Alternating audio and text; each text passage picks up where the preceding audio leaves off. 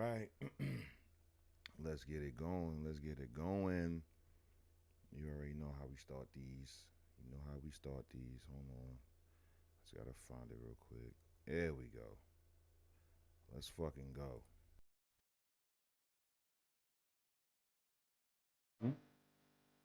Welcome, welcome, welcome. Another episode.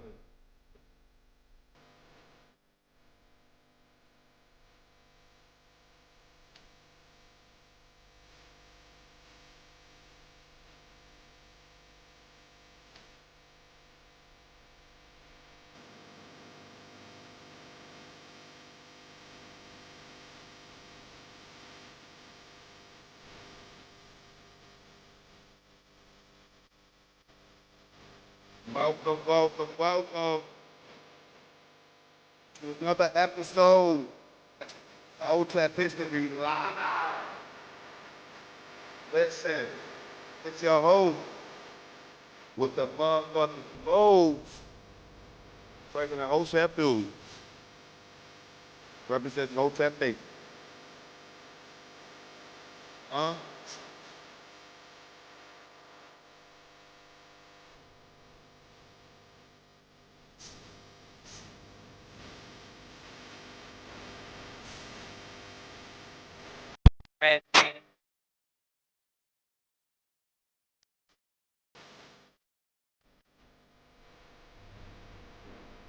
Huh?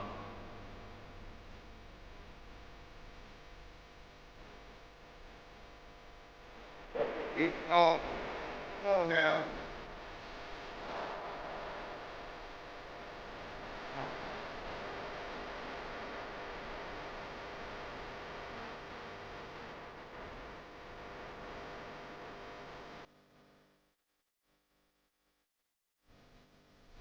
Uh-huh.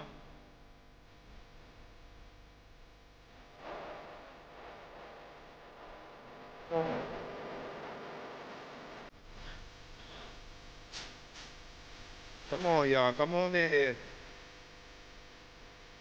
How y'all doing tonight?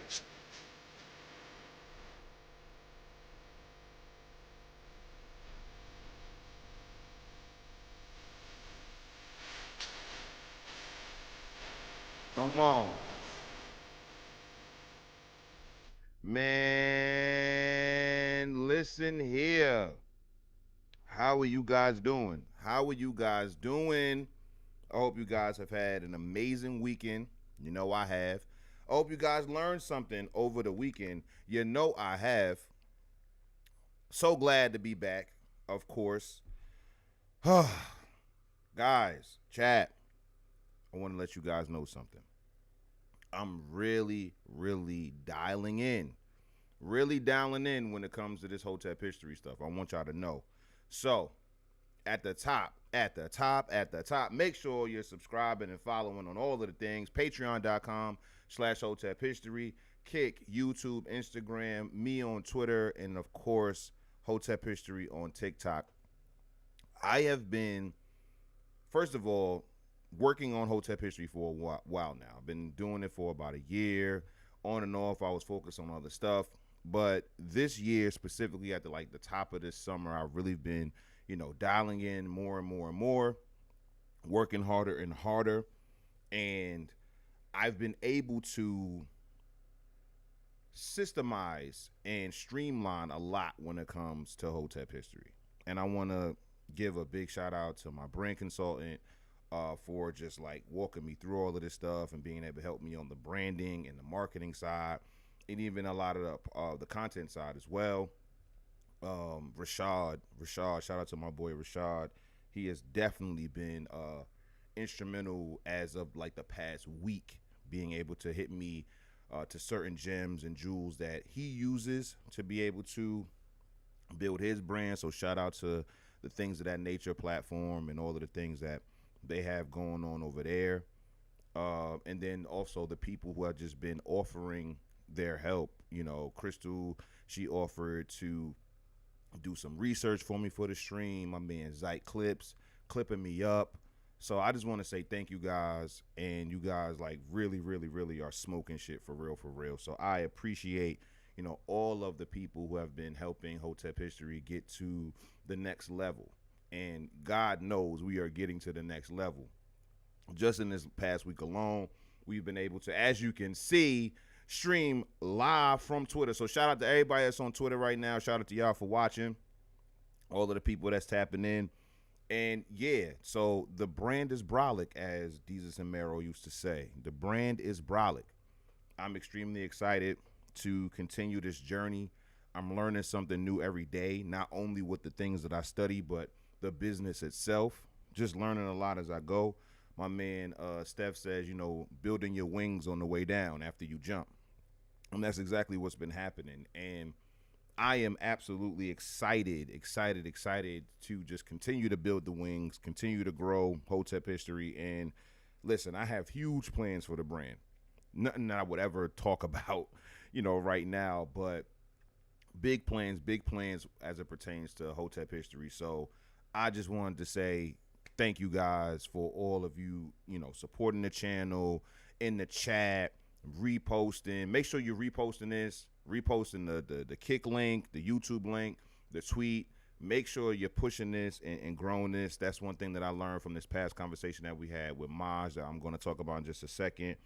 And when it comes down to things that you can do for free, if you're a fan of the channel, make sure that you are liking, subscribing, putting the notification bell on, putting your people onto it, your friends and families, your followers, your subscribers. Make sure that you are doing what you can if you are truly a fan of or truly a viewer of the Hotep History channel, and and spreading it out there. That's the at the very least is something that you can do. It doesn't cost you any money. If you do want to further your support of Hotep History, make sure you're subscribing to the Patreon. A bunch of exclusive stuff, early access, and then of course the Hotep History podcast, which happened on Saturday. We had another one. If you missed it, we didn't miss you. Sorry. If you missed it, we didn't miss you. It's on Patreon right now. You can go listen to it. We had over 5 hours of conversation about all gun control being racist. My man Maj Toure came through and dropped historical gems, contemporary gems. Shout out to Black Guns Matter. Shout out to the Solutionary Center. I'm going to actually put the QR code on the next overlay. So the next episode on Wednesday, you'll see a QR code on the left side of the screen.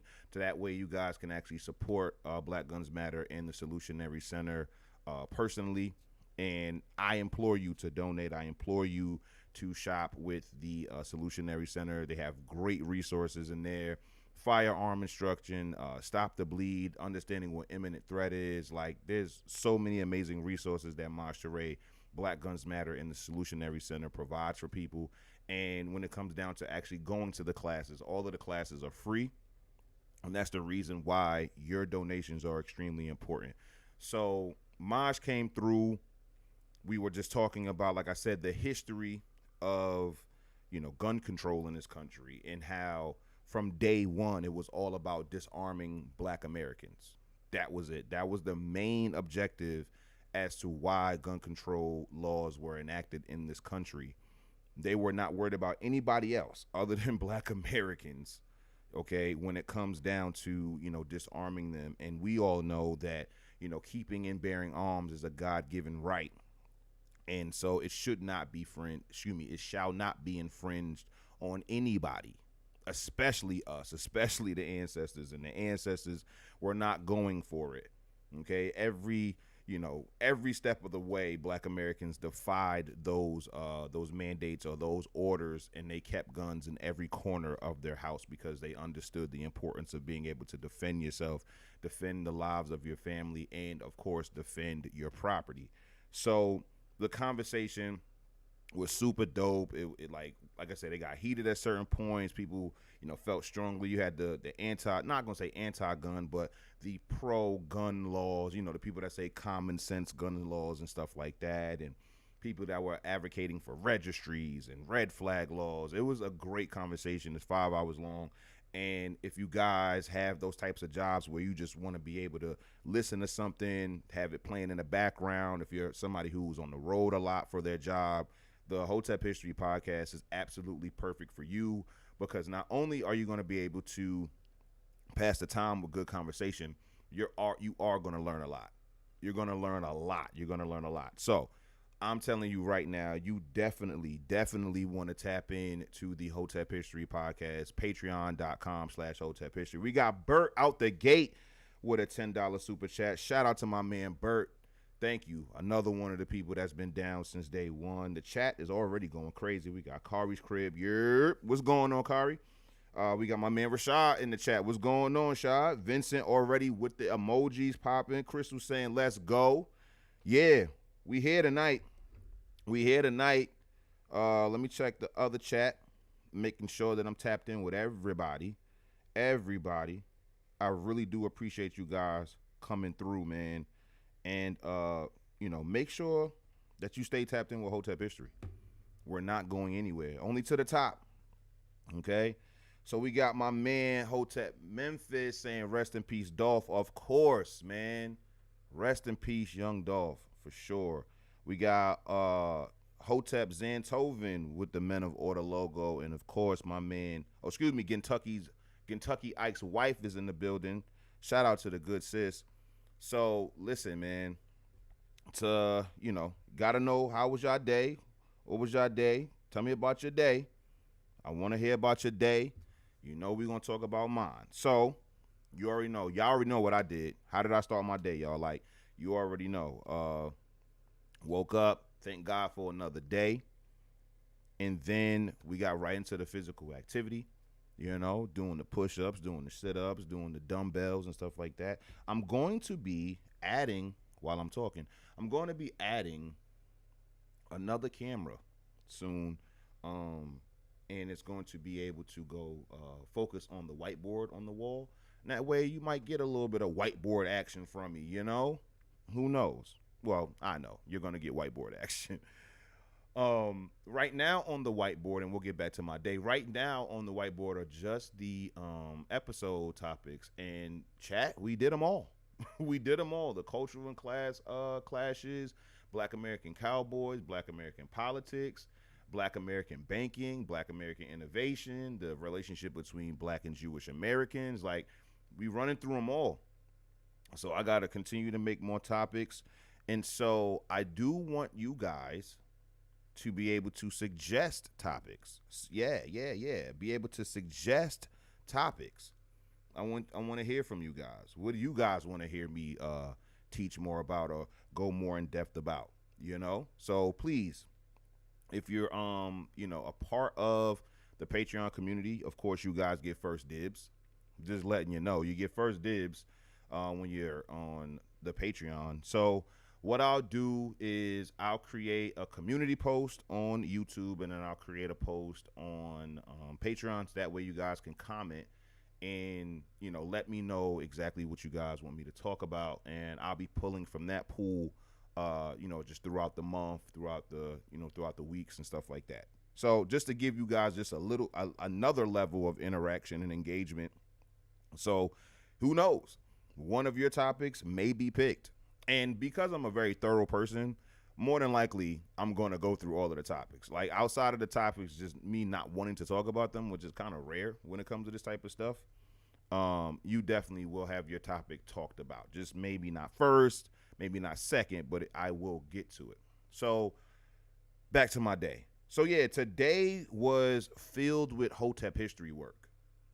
My man Rashad helped me a lot with, like, streamlining and stuff like that. So, segmenting the previous episode, being able to make clips. Okay, so it's like just being able to put more and more people onto Hotep history and what we got going on here. So it's extremely important. So that filled up my entire day, to be totally honest. After waking up, getting my workout on and stuff like that, I was locked in with Hotep history, and that's pretty much what my week is going to be looking like for real. So that was my day. I hope you guys were able to get, stuff done, completing objectives, hitting goals, completing the mission. You already know that's what we all about. So tonight's episode is about the history of the Black American Church. Okay? The Black American Church is the central hub of Black American culture, Black American politics, Black American economics. To be totally honest with you, we've talked about benevolent and mutual aid societies and stuff like that. Largely, those organizations and associations and orders are coming out of the church. So we've done a whole live stream on that. So it was going to be some overlap on most of these topics anyway, just because while Black Americans are not monolithic, they're consistent.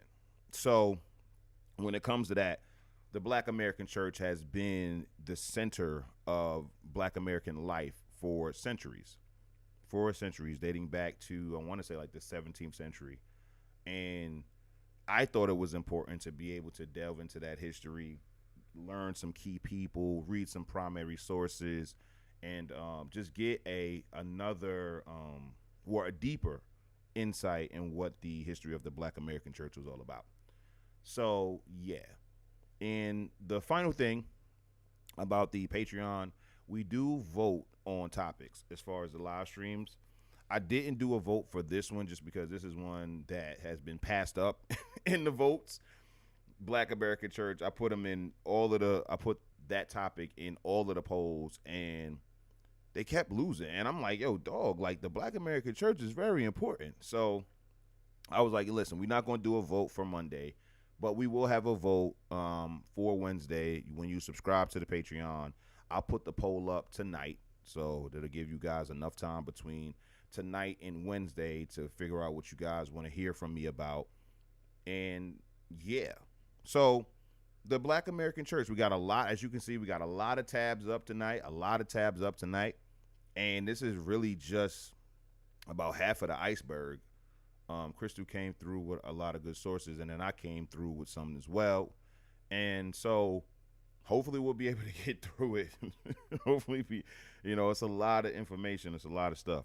So let me just double check. I know it says that I'm live on the screen, but just want to be able to double check to make sure that things are running smoothly. All right. Yeah. We in there. So let's get into it. Let me plug my phone up, make sure my phone is nice and charged. So we're going to go to the first source, and it's none other than the legendary Carter G. Woodson. Carter G. Woodson wrote a book called The History of the Negro Church. Hold on, let me zoom out real quick, toggle the full screen. The History of the Negro Church. He wrote it in 1921, and it's exactly what the title says. I went straight to chapter 3 because I wanted to hone in, dial in a little bit more, be a little bit more specific as to what we were going to be learning about tonight. So it just only made sense that we go to something more specific than like the introduction and stuff like that, because we have other sources for that. And Carter G. Woodson's introduction was talking about like the missionary work and enslaved Africans and stuff like that. And we'll be able to get into that, just with some other biographies that we're going to go over.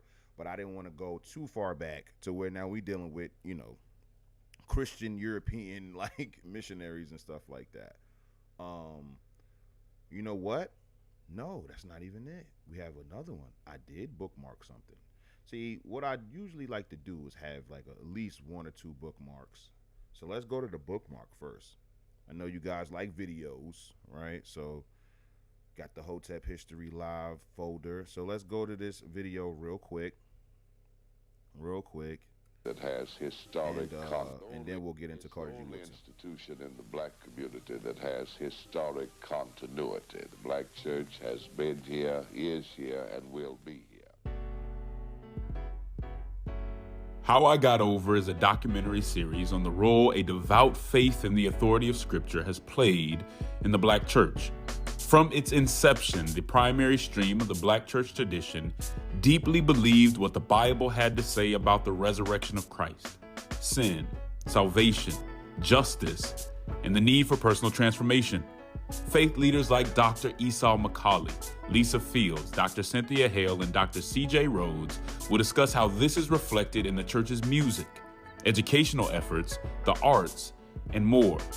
We'll debunk the misconception that orthodoxy is a white Western construct, when in reality, true faith in God's word and the instructions and promises therein is how we survive. It's how we got over. Brought to you by the AND Campaign and IVI.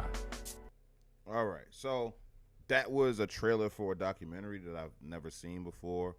But I think it was nice just to be able to have like a little bit of an overview of, you know, what the black church meant to black America historically.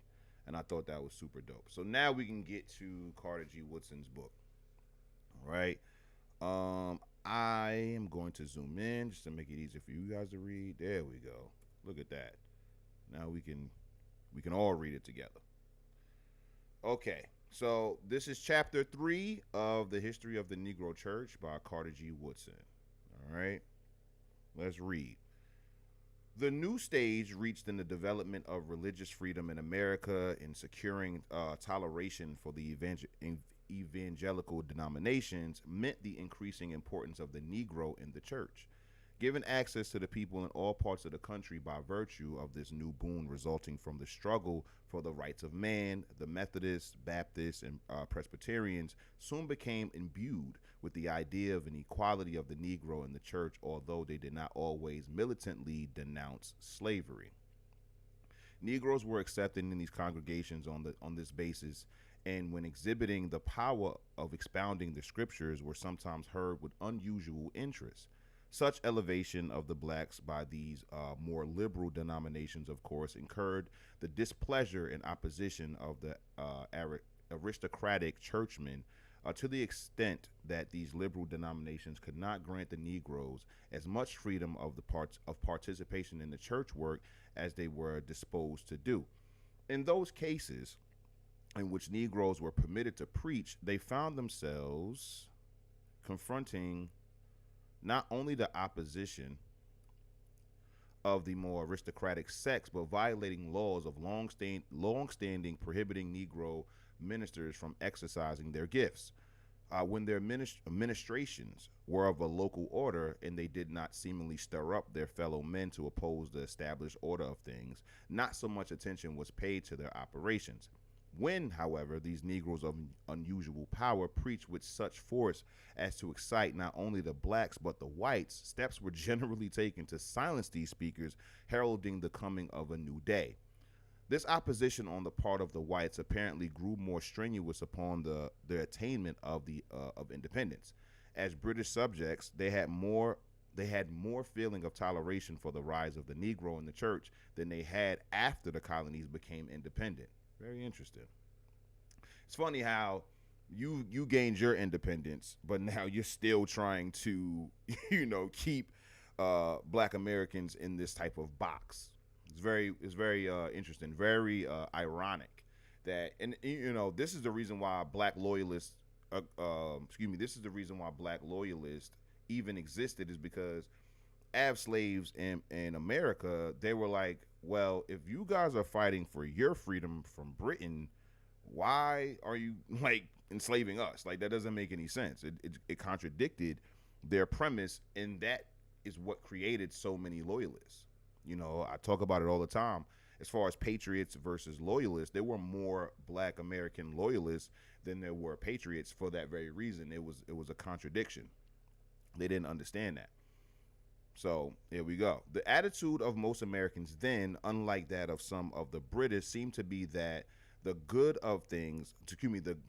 things of life were intended as special boons for a particular race. The efforts to establish the early churches of South Carolina and Georgia are cases in evidence. The first Negro Baptist church in America, according to Dr. W.H. Brooks, was founded by one Mr. Palmer at Silver Bluff across the river from Augusta, Georgia, in the colony of South Carolina, sometime between the years of 1773 and 1775. So again, this is the 18th century he's referring to. Oh, what the heck? Oh my goodness. This is what happens when you zoom in. Let's go back. Let's go back. It's all good. I remember it was on like page like 23 or something like that.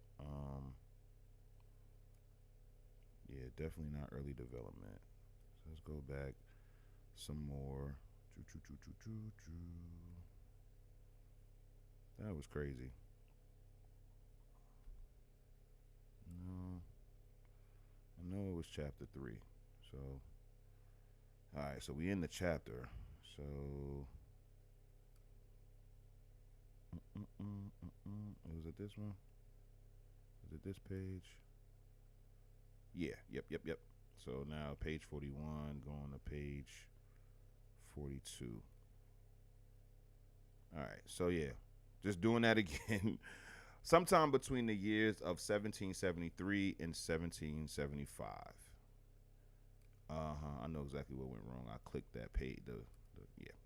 This group was fortunate in having the kind of master, George Golphin, who became a patron of this congregation. He permitted David George to be ordained for this special work after having formerly allowed George Lyle to preach there during these early years. Upon the evacuation of Savannah by the Americans in 1778, the Silver Bluff Church was driven into exile. Called upon to decide whether they would support the American or the British cause, friend separated from friend, and sometimes master from slave. When Golphin, a patriot, abandoned his slaves in his fight for refuge from the British, David George and 50 of these slaves went over to the British in Savannah, where they were freed. See, this is what I'm talking about here. Like the ancestors, they were going over to the British side because the British side was already saying, hey, if you join our army, you will get your freedom granted. And George Washington at the time, being the general, he didn't allow black Americans to join the Revolutionary War on the Patriot side until well after the British had already mounted a lot of black Americans to fight for the loyal side or the loyalist side. So back to the text right here. David George returned to South Carolina and resided for a time in Charleston, from which he went in 1782 to Nova Scotia. We talked about that too. Like at the end of the war, a lot of black Americans, a lot of loyalists went over to Nova Scotia, where he abode for 10 years, preaching to Baptist congregations at Shelburne, Birchtown, Ragged Island, and in St. John, New Brunswick. Because of the inhospitable climate, the Negro slaves who had escaped with their loyal masters crossing the Canadian border to these points in Nova Scotia went in 1792 to Sierra Leone. We talked about that as well, where they constituted themselves a colony, with David George, the founder of their first Baptist church.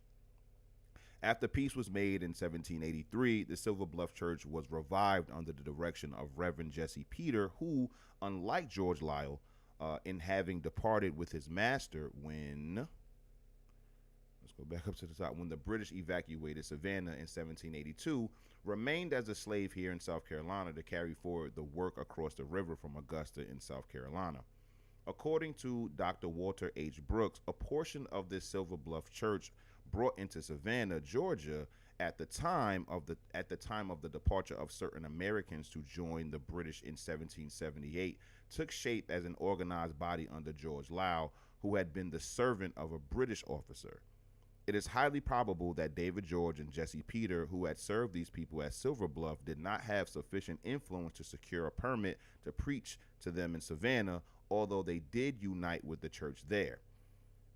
Out of this effort of George Lyle developed what Dr. Brooks considers the first Negro Baptist church in the city of Savannah, which flourished during the British occupancy from 1779 to the year 1782. The oldest Negro Baptist church in this country, however, was that of the Silver Bluff Church, which in another meeting place and under a new name became established at Augusta, having existed from 1773 to 1793, before the time of Andrew Bryan's organizing efforts in Savannah. The struggles of George Lyle and Andrew Bryan throw additional light on these early efforts. George Lyle was born in Virginia about the year 1750, but soon moved with his master, Henry Sharp, to Burke County, Georgia, a few make sure I'm on the scroll bar. Yeah. Years before the Revolutionary War. As his master was a deacon of the Baptist church, of which Matthew Moore was pastor, George, upon hearing this minister preach from time to time when accompanying his owner, became converted and soon thereafter was baptized by his clergyman. Not long thereafter, upon discovering that he had unusual ministerial gifts, this church permitted him to preach upon the plantations along the Savannah River and sometimes to the congregation of the white church to which he belonged. As his master was much more liberal than most of his kind, Lyell was permitted to extend his operations down the Savannah River as far as Brampton, Savannah, and Yamacraw, where he preached to the slaves.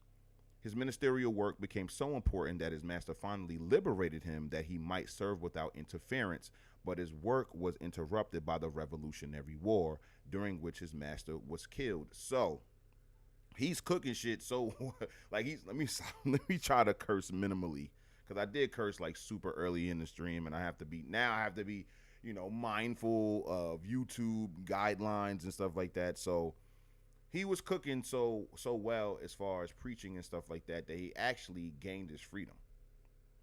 Like he actually gained his freedom. And Carter G is sitting here saying that yes, his owner was more liberal than some other slave owners and stuff like that. And that is going to be a theme. That is going to be a thing. Like, I understand that the way that we've been taught about slavery is that slave owners were pretty much like just one homogenous group of people who thought and behaved the same way. But that's not true. That's not true. When you read the slave narratives and stuff like that, like you'll read from the ancestors directly and being like, yo, this slave owner was terrible. This one was better based upon X, Y, and Z. Now, we all know and agree that slavery, no matter who is your owner, is terrible. However, that's the reality. We're going to deal with reality, the historical context of the time. This is the 18th century. It's not even the 1800s yet. So when it comes to that, yes, you're going to read about Black American enslaved people, preaching the gospel, still being enslaved and stuff like that. And also the varying degrees of relationship or relation that they have with their owner or then former owner. So that's just the reality of the situation. Okay. So let's see. Upon the death of his master, moreover, some of his heirs to the estate, not being satisfied with the manumission of George, had him thrown into prison, hoping to re-enslave him. But Colonel Kirkland of the British Army, then in control of Savannah, came to his rescue by securing his release from prison. When the British evacuated that city, George Lyell went with them to Jamaica, indenturing himself to Colonel Kirkland as a servant for the amount of money necessary to pay his for his transportation. Before leaving Savannah, however, fortune brought it to pass that the vessel in which he embarked was detained for some weeks near Tybee Island, not far from the mouth of the Savannah River. While waiting there, he came to the city of Savannah and baptized Andrew Bryan and his wife Hannah, Kate Hogg, and Hagar Simpson, who became the founders of the first African Baptist church in Savannah.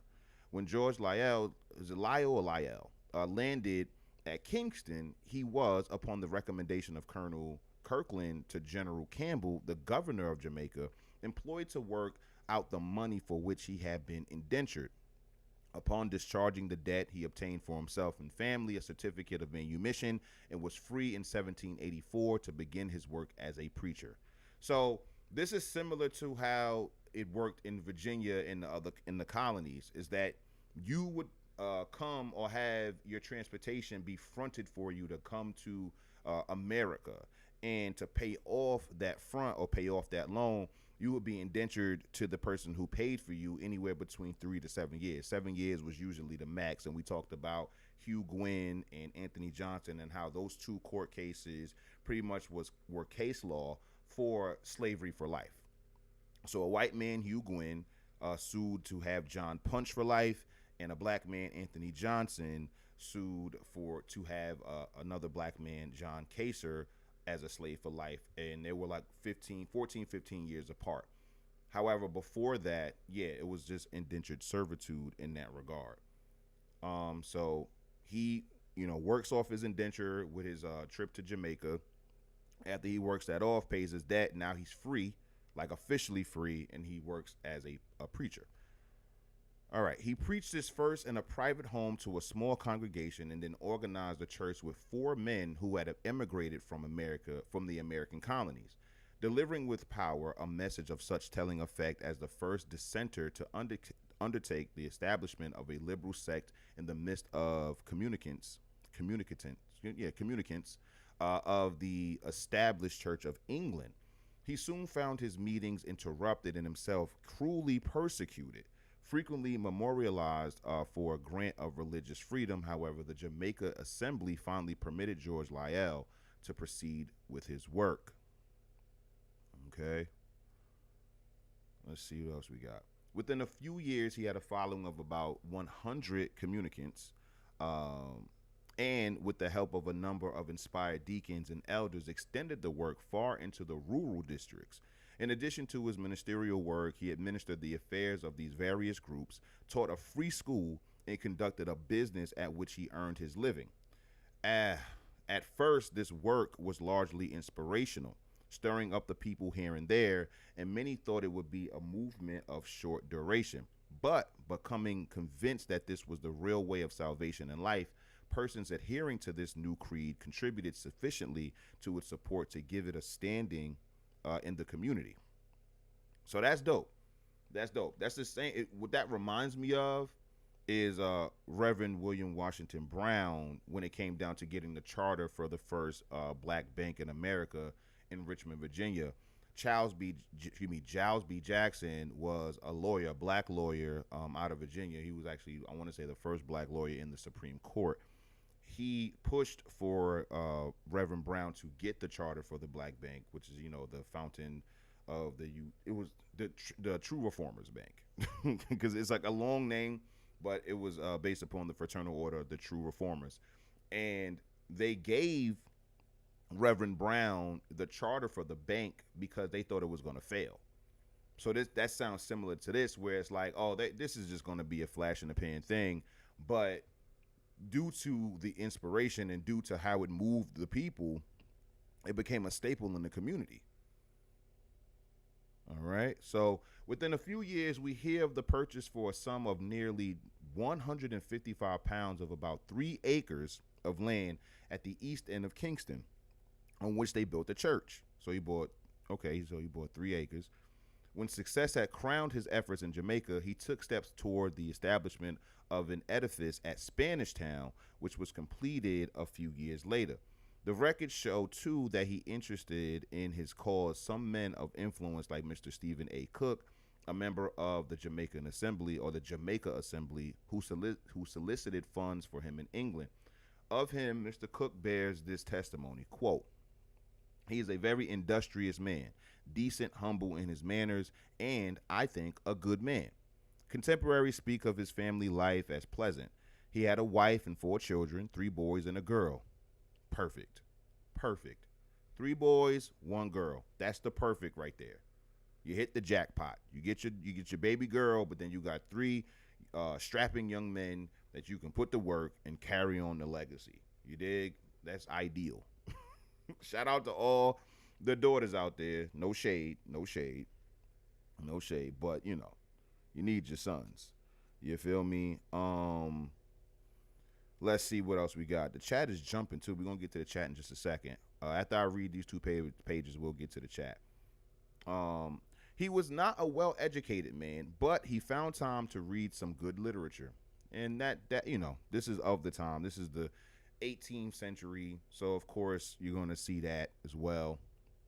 I don't know what the education was like in Jamaica at the time, so that makes sense.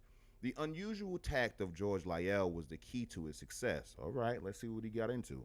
He seemed to know how to handle men diplomatically, but some of his policy may be subject to criticism.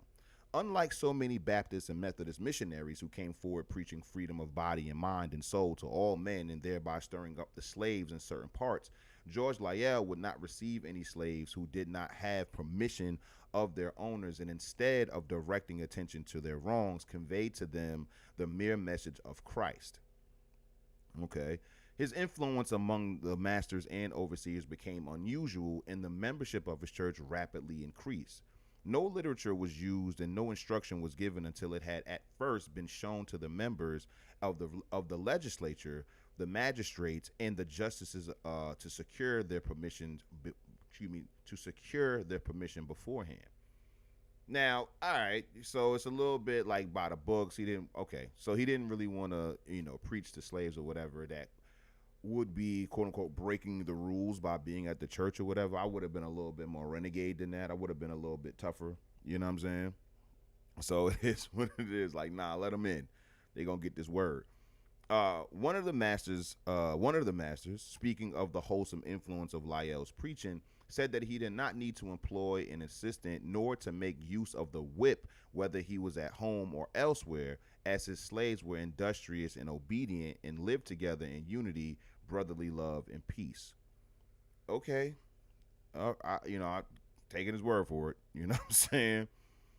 I get it. The next pioneer preacher of worth among the Negroes was Andrew Bryan, George Lyell's successor in Georgia. Wait, hold on. Did they just say Lyell had slaves? Wholesome influence Lyell's preaching is that they did not need to employ blah blah blah and use the whip, whether he was at home or elsewhere, as his slaves were industrious and obedient and lived together in unity, brotherly. Hold on. Hold on, y'all. Hold on. Hold on. Do they have anything on him? Yeah. Okay, hold on. Let's go to his wiki real quick. He had slaves? He had slaves? Hold on now.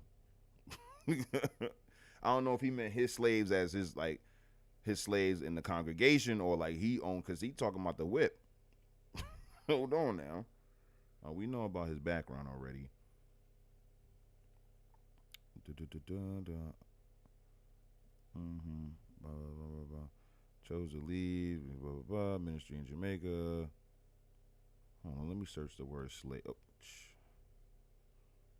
Let me search the word slave.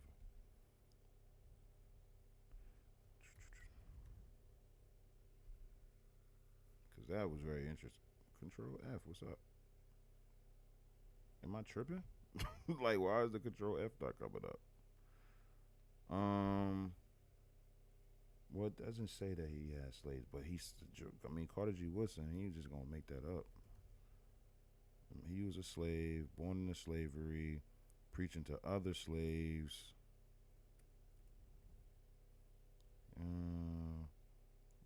Converted and baptized many slaves outside of Savannah. We know that. Escaped slaves were given protection. We know that. That's so crazy. Oh, it froze. Anyway, let's get to the chat real quick. Let's get to the chat. It's booming.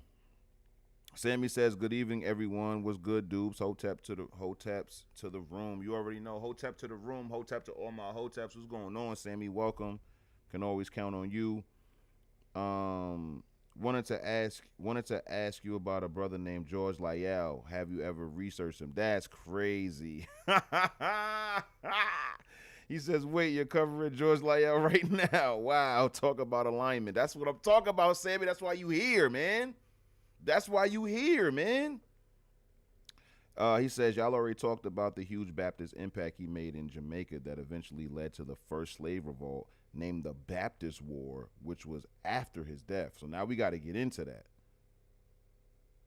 Oh, so it is all right. So it is Lyle. I was saying Lyle at first, but I didn't know. So the Baptist War was from 1831 to 1832. So we're gonna get into that. Just learned about this guy in the Baptist Church history class this past Sunday. That's crazy. That's what a coincidence, Sam. That's crazy. Coach Glasgow in the building. He says, "What's good, dudes? What's going on, Coach? Glad to see you in here, man." Sammy says, "So a black American brought Baptist Christianity and literacy to Jamaica, which led to a slave revolt that shook Great Britain to free their slaves and inspired the Haitian slave revolt." Wow, look at that domino effect. Yeah, that's a fact. Glasgow says, my wife comes that way with three brothers, and she was the only daughter. That's what I'm talking about, man. That's what I'm talking about.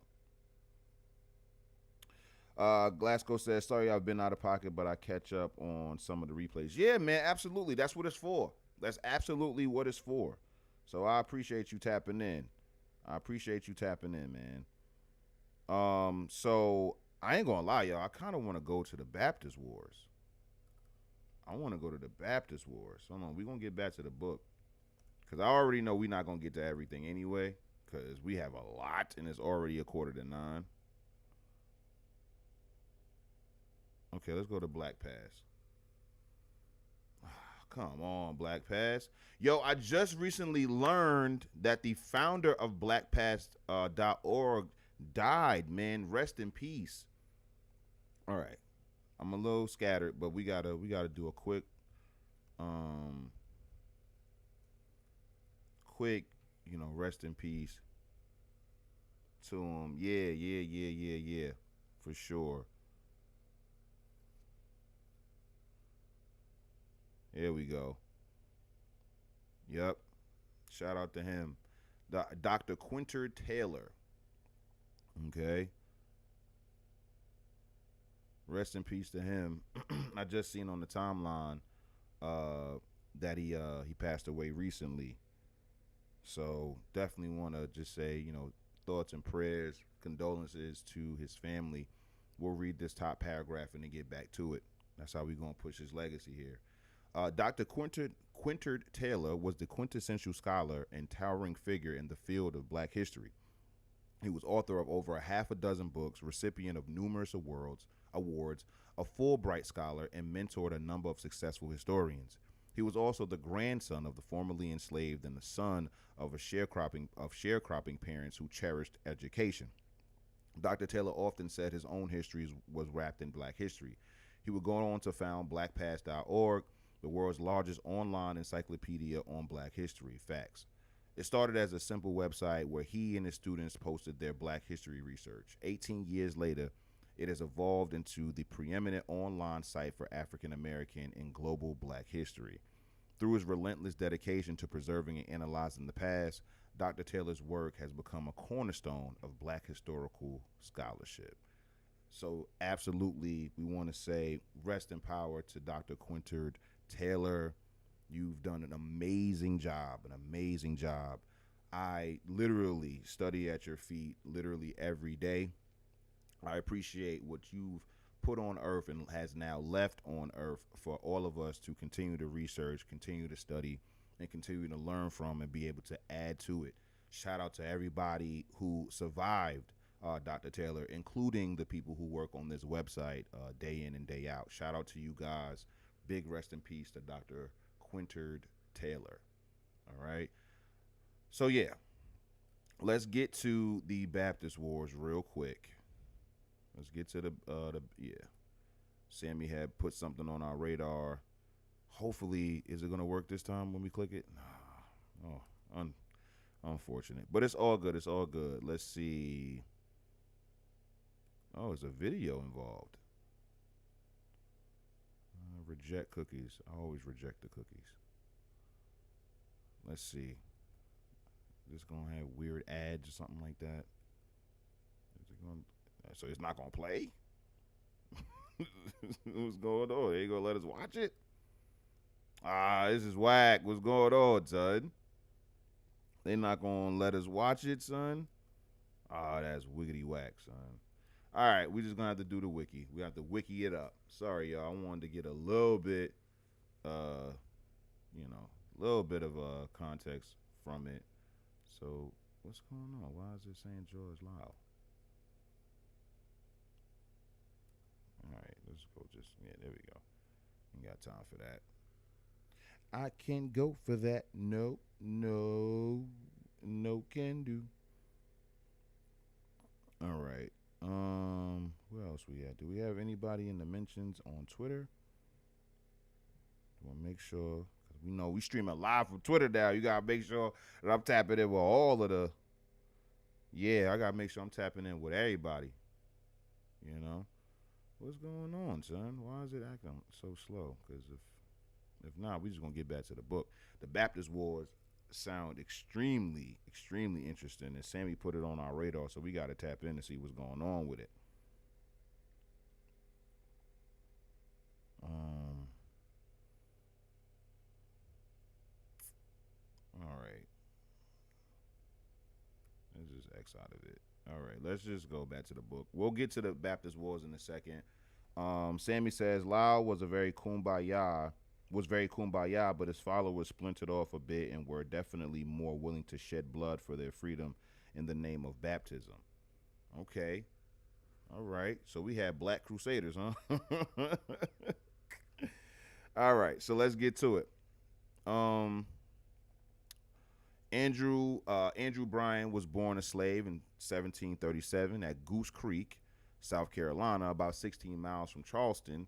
He was later brought to Savannah, Georgia, where, as stated above, he came under the influence of, I'm going to have to say George Lau, the preaching of George Lau. He at first commenced by public exhortations and prayer meetings at Brampton. 9 months after the departure of George Lau, Bryan began to preach to congregations of black and white people at Savannah. So remember, you're looking at integration in the 18th century. You got black and white people at these churches. Moved by his convincing message, his master and other whites encouraged him in his chosen field, in as much as the influence he had upon slaves was solitary. Excuse me. Salutary. Anyway,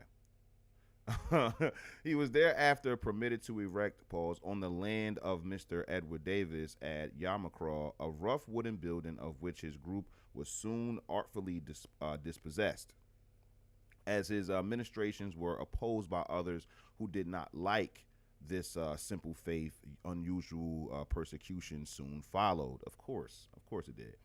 Bryan's adherents were not permitted to hold frequent meetings, and in trying to evade this regulation by assembling in the swamps, they ran the risk of rigid discipline. With the aid of his brother, Sampson, Andrew Bryan, however, gradually held this group together.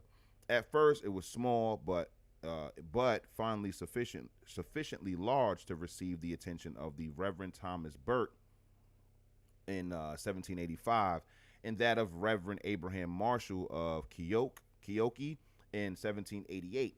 The latter then baptized 45 additional members of this congregation, and on January 20th, 1788, organized them as a church and ordained Andrew Bryan as a minister with full authority to preach the gospel and to administer the ordinances of the Baptist Church. This recognition of Bryan as a minister, however, did not solve all of his problems.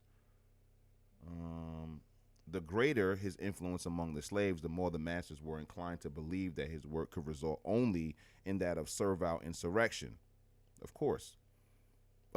This is exactly what Sammy was talking about when it came down to the Baptist Wars. It became more difficult, therefore, for slaves to attend his meetings. The patrols whipped them, sometimes even when they had passes, and finally a large number of the members were arrested and severely punished. Jeez. The culmination was that Andrew Bryan, their pastor himself, and his brother, Sampson Bryan, one of the first deacons, were, quote, inhumanely cut, and their backs were so lacerated that their blood ran down to the earth as they, with uplifted hands, cried unto the Lord. But Bryan, in the midst of his torture, declared that he rejoiced not only to be whipped, but would freely suffer death for the cause of Jesus Christ. So this is what I'm trying to tell y'all. Like, when it came down to being Christ-like, they was taking it to the extremes. And you gotta respect it. In the face of persecution, you still held your faith. I mean, at the end of the day, isn't that the entire point? Isn't that what Jesus did? Like, Jesus claiming that he's the Son of God, and people telling him that he's a charlatan, he's a liar, and all this other stuff, and he's still steadfast on the truth.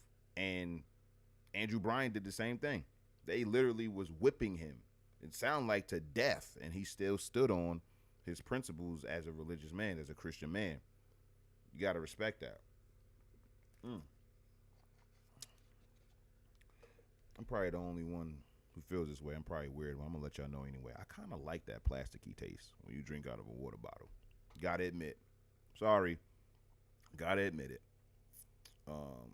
But anyway, accused of sinister plans, we're right here. Andrew Bryan and his brother Samson were, upon the complaint of their traducers, imprisoned and dispossessed of their meeting house. Lorenzo Dow, an eccentric itinerant preacher appearing in Savannah about this time, preached at Bryan's church to show not only his compassion for Bryan's waiting congregation, but his disapproval of the persecution to which this apostle was subjected. Jonathan Bryan, the master of Andrew and Samson, insisting that they were the victims of prejudice and wickedness, however, secured for them a hearing. Okay. They came before the justices of the inferior court of Chatham County, Henry Osborne, James Havisham, and James Montague. Okay. Who, finding no criminal intent in their efforts, ordered that they be released. They were then permitted by their master to resume worship in the barn on his plantation, but persecution followed them even there, where they were surrounded by spies and eavesdroppers. Jeez, they just preaching the gospel. All they doing is preaching. They going, you whipping them, you're jailing them. Man, shout out to the people that was on the right side of history, but sheesh. This continued until one of the eavesdroppers, upon listening to what was going on among the communicants at Andrew Bryan's private home, heard this man of God earnestly praying for the men who had so mercilessly used him. This enlisted so much sympathy among the people kindly disposed, that the chief justice of the court, before whom they had been brought, granted them permission to continue their worship of God at any time between sunrise and sunset. They held meetings at Brampton about 2 years, during which they made a number of influential friends among the whites, who, along with the communicants of this group, assisted Bryan in raising funds to purchase a lot upon which to begin the erection of a church in 1794. The first African church stood for years on this lot on what is now known as Mill Street, running to Indian Street Lane in Savannah. Andrew Bryan faced another crisis upon the death of Jonathan Bryan, his master. A crisis? I mean, I guess, whatever. Like the way, like I ain't gonna lie, like the objectivity sometimes be like, word, like I get it. You feel me? Like it doesn't shock me or nothing like that. But when I be hearing like how objective the ancestors be talking about slave owners and stuff like that, it's like this is what I mean about the ancestors having principles. Because despite the of course the inhumane institution of slavery, the ancestors still viewed and talked about these people as humans. Some of them, called them tyrants and, all of that stuff when it was deserved. However, like when it comes down to this stuff, it was like his slave owner dying is a crisis for him. Like, we're going to learn why there was a crisis, probably, but it's just the way that they talk about these people. It's like night and day when it comes down to back then and, contemporarily referring to these people. Now, of course, I'm no slave owner sympathizer at all.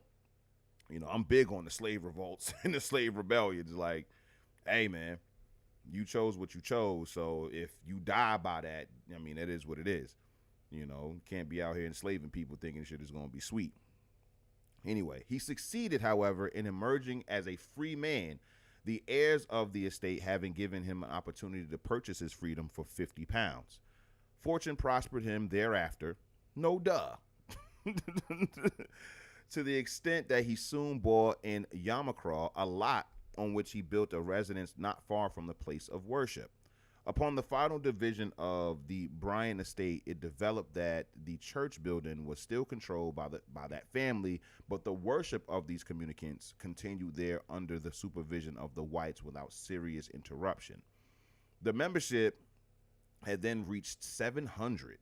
Bryan soon obtained a position of influence in spite of all his difficulties, as is evidenced by his own testimony in addressing his co-worker, Dr. Ripon, in 1800. He said, quote, With much pleasure, I inform you, dear sir, that I enjoy good health and am strong in body at the age of 63 years and am blessed with a pious wife, whose freedom I have obtained, and an only daughter and child who is married to a free man, though she, and consequently under our laws, her 7 children, 5 sons and 2 daughters, another good ratio, are slaves. What? So he's free, his wife is free. His oh, so they didn't buy his daughter's freedom just yet.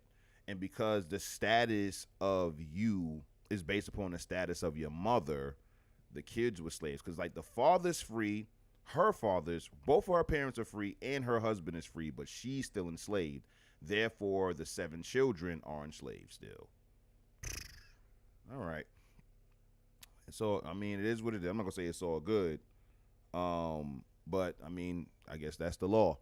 By a kind providence, I am well provided for. As to worldly comforts, though I have had very little given me as a minister, having a house and a lot in the city, besides the land on which several buildings stand, for which I receive a small rent, and a 50-acre tract of land with all necessary buildings 4 miles in the country, and 8 slaves, for whose education and happiness I am enabled through mercy to provide. See, this is what I'm saying.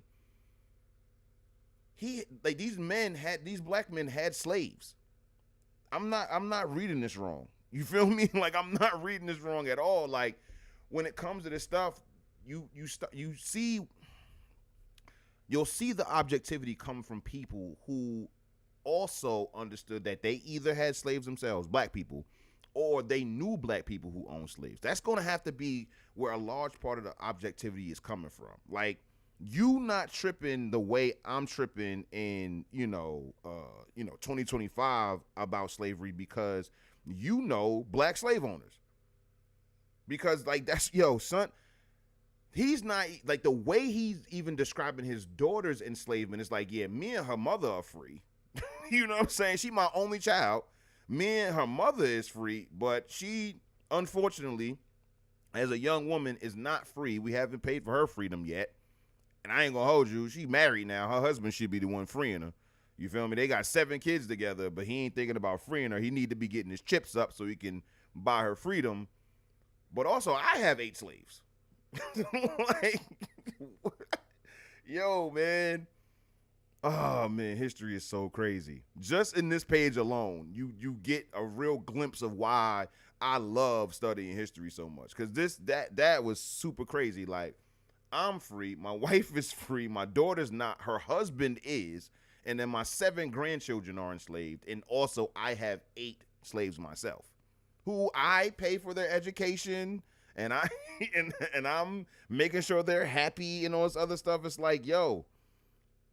When it comes down to this, it's like what can you say, son? It's like, all right, like you walking into 18th century, or this might be the very top of the 19th century, South Carolina or Georgia, wherever he is, and it's like you walk to his crib and you see he's receiving rent. He's a landlord.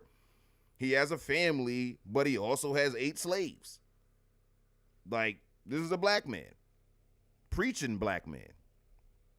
As this congregation continued to increase, wait. Yeah, I'm person to probably, yeah. So as this congregation continued to increase, Andrew Bryan secured the services of his brother as an assistant pastor. He planned, moreover, to divide the church whenever the membership became too large for him to serve it efficiently. This was what led to the organization of the Second African Baptist Church of Savannah. So yeah, that was in Georgia, with Henry Francis, a slave of Colonel Leroy Hamilton, as pastor. As the head of this congregation, Francis manifested power of remarkable leadership and soon thereafter purchased his freedom to devote all of his time to his congregation. Bryan's church was further divided upon reaching the stage of having an unwieldy number when there emerged from it the Third African Baptist Church. So basically, they're like, this is like franchising. It's like, okay, so the first African Baptist Church first Black American Baptist, like, whatever you want to name it. Like the number is growing large, and I can't have hundreds of people in my congregation. It's better to be like, oh, listen, we'll build another church to where you guys can still have that intimate relationship, not only with your fellow congregation, but also to the pastor of the church. So that way I can still, or we can still do our jobs effectively and efficiently. So that makes sense. So now they're on their third African Baptist church. Bryan's church, moreover, became in course of time the beacon light in the Negro religious life of Georgia. So now he's becoming the man. That's what it's looking like. Andrew Bryan is looking like the man as it pertains. Him, his brother, his peoples, they are becoming like the most popular people as far as Christianity goes in Georgia. From this center went other workers into the inviting fields of that state, as to Augusta, where a flourishing Baptist church was established. This condition obtained until the Negro preacher became circumscribed during the 30s and 40s by laws intended to prevent such disturbances as were caused by Nat Turner in Southampton County, Virginia. Andrew Bryan, however, did not live to see this. He passed away in 1812, respected by all who knew him and loved by his numerous followers. The position which he finally attained in the esteem and the respect of the community is well illustrated by the honor shown him by the following resolutions of the Savannah Baptist Association, white, on the occasion of his death. I love Carter putting white in parentheses like that. Like, these were some crackers that said this. So let's read the quote. Quote, "The association is sensibly affected by the death of Reverend Andrew Bryan, a man of color and pastor of the First Colored Church in Savannah. This son of Africa, after suffering inexpressible persecutions in the cause of his divine master, was at length permitted to discharge the duties of the ministry among his colored friends in peace and quiet, hundreds of whom, through his instrumentality, were brought to a knowledge of the truth as it is in Jesus. He closed his extensively useful and amazingly luminous course in the lively exercise of faith and in the joyful hope of a happy immortality." So this is what white people had to say about a black man in 1812. Fellow Christians, so, it is what it is. In those parts of the South where the pro-slavery sentiment was not developed so early as in Georgia, because I told y'all, slavery came later for Georgia. South Carolina was booming with slavery. They had rice, they had tobacco, they had sugar, but Georgia staved off slavery for a while. I say, what was it, 1755, 65, something like that? So, yeah, that makes sense. Georgia came a little later when it came down to slavery. The Baptists were able to give their Negro communicants more consideration. Excuse me. After this denomination had won toleration in Virginia, its leaders expressed much less difficulty in proselytizing Negroes than in the case of other communicants. From 1770 to 1790, Negro preachers, thanks to the pioneer work of a man of color, Reverend Mr. Moses, were in charge of congregations in Charles City, Petersburg, Williamsburg, and Allen's Creek in Lunenburg County.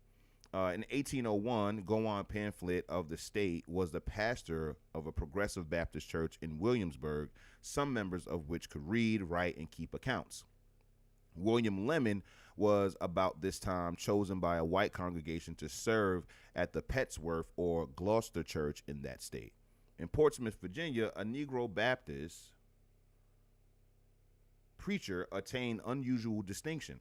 There, the blacks and whites belonging to the same Baptist church experienced very little difficulty in their acceptance of each other on the basis of religious equality.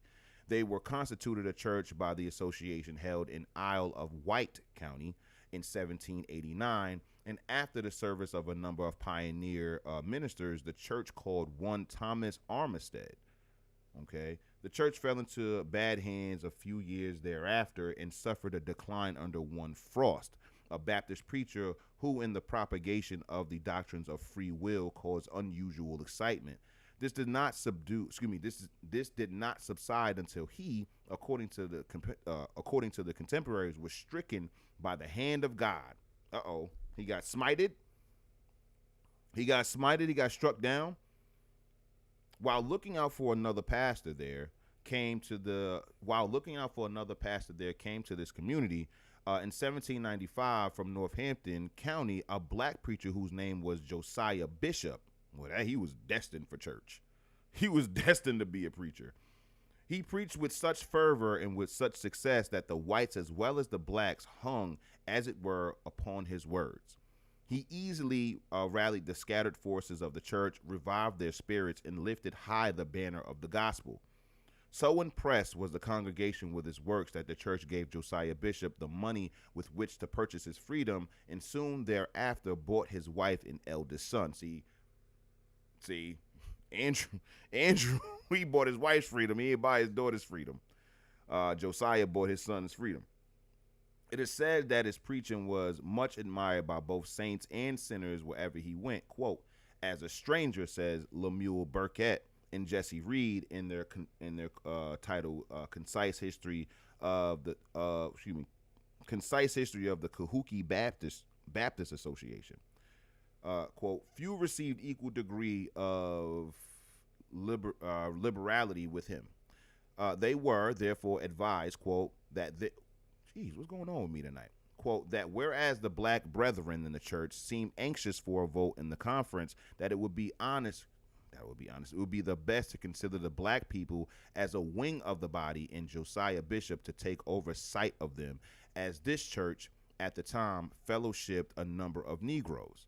The black people at first seemed pleased with the proposition, but soon repented and came and told the deacons they were afraid that matters might turn up disagreeable to them and dishonoring to God, and said that they would be subordinate to the white brethren if they would let them continue as they were, which was consented to. So, don't like that.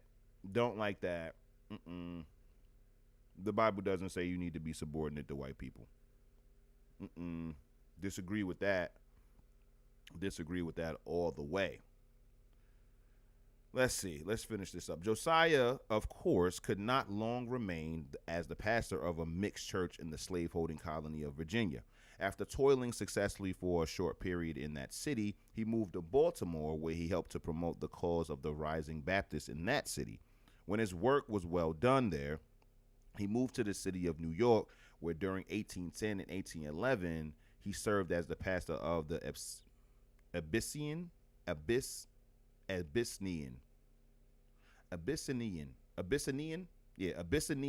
Church. Pioneering in the same field in 1792 was the famous Uncle Jack, a full-blooded African reorganized by the whites as a forceful preacher of the gospel in the Baptist Church. For some years, he preached from plantation to plantation, moving so many to repentance that the white citizens, in appreciation of his worth, had him licensed to preach and raised a fund with which they purchased his freedom. They bought him a small farm in Virginia, where for more than 40 years he continued his ministry as an instrument in the conversion of a large number of white people. All right, contemporaneous with Uncle Jack was Henry Evans, a free Negro of Virginia. On his way to Charleston, South Carolina, to work at the trade of shoemaking, Evans happened to stop at Fayetteville, North Carolina. Shout out to J. Cole. Having been licensed as a local preacher in the Methodist Church, he tarried there to work among the people whose deplorable condition excited his sympathy. At first, he worked at his trade and preached on Sunday. The town council, feeling that he was a public danger, ordered him to refrain from preaching, whereupon he began to hold secret meetings. His preachings became so effective, however, and so many white persons attended his meetings that the official opposition yielded sufficiently to have a regular Methodist church organized there in 1790. See, one of the things about the way historians tell stories, they keep it within a particular time frame. They always the years are within like a decade of each other, but they're not in chronological order. Because we read the 1800s and now we read 1811, 1810, and now we back at 1790. See, me When I write my books, my history books, I keep it in chronological order just because I'm a weirdo like that. Like, it's not OCD because I don't mark myself with illnesses and stuff like that. But I'm very, like, I want to keep my history books in chronological order. So jumping back and forth, like, I get it. It's for the continuity of the story that you're telling, but I'm just going to keep it, like, the continuity is just going to come from chronological order.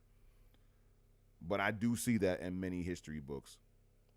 So yeah, the edifice was so constructed as to provide quarters for Evans, who remained there until his death in 1810, although a white minister was in actual charge of the church. That's something that we're seeing here. That's not the first time. I think this is the second or the third time where a black preacher is pretty much running the whole thing as far as the congregation, the preaching, and all of that stuff is going. But as far as the ownership of the church itself, or who was in actual charge of the church, it was somebody white. I don't think that was every black church. You feel me? But yeah. So let's finish this page and I'll go to the chat. From the Methodists, there emerged another such preacher, Black Harry. All right. Black Harry, who, accompanying Mr. Asbury, learned from him to preach more forcefully than Asbury himself. According to a contemporary, Harry was, quote, small, very black, keen-eyed, possessing great volubility of the tongue, and although illiterate so that he could not read, was one of the most popular preachers of that age. All right, so let's check the chat. Miss Lisa, what's going on, Miss Lisa? Miss Lisa says, that's crazy, but that's how our ancestors were. Sammy says, these were Christian objections they drew from principles of Scripture, and black Christians often came to the same conclusions. John Glasgow, Coach Glasgow says, were there any other race of slave owned by black slave owners? In America, I'm not sure. I wouldn't be surprised if black Americans had white indentured servants before, like, the introduction of chattel slavery, like lifelong slavery. So far in my studies, I haven't read of any non-black American slaves that black American slave owners had, but I wouldn't be surprised if they did. I definitely wouldn't be surprised if they did. So yeah, Vincent says, salute to the preacher hustle. You peep that, Vinny, you peep that. Like, yo, if I preach hard enough, these crackers will raise money to get him to buy my freedom. Like, I'm not mad at that. Now that I'm not mad at. You a good preacher. You know, you believe in Jesus Christ and all that other stuff, and you believe Jesus is the Son of God and all of that other stuff, and you preaching so hard and so proficiently that white people are like, yo, nah, paying my tithes and offerings so we can free him so he can do as much preaching as he can. And it's so funny because you'll see that there's other white people like, nah, fuck all of that. Like, big persecution over here. We about to persecute him.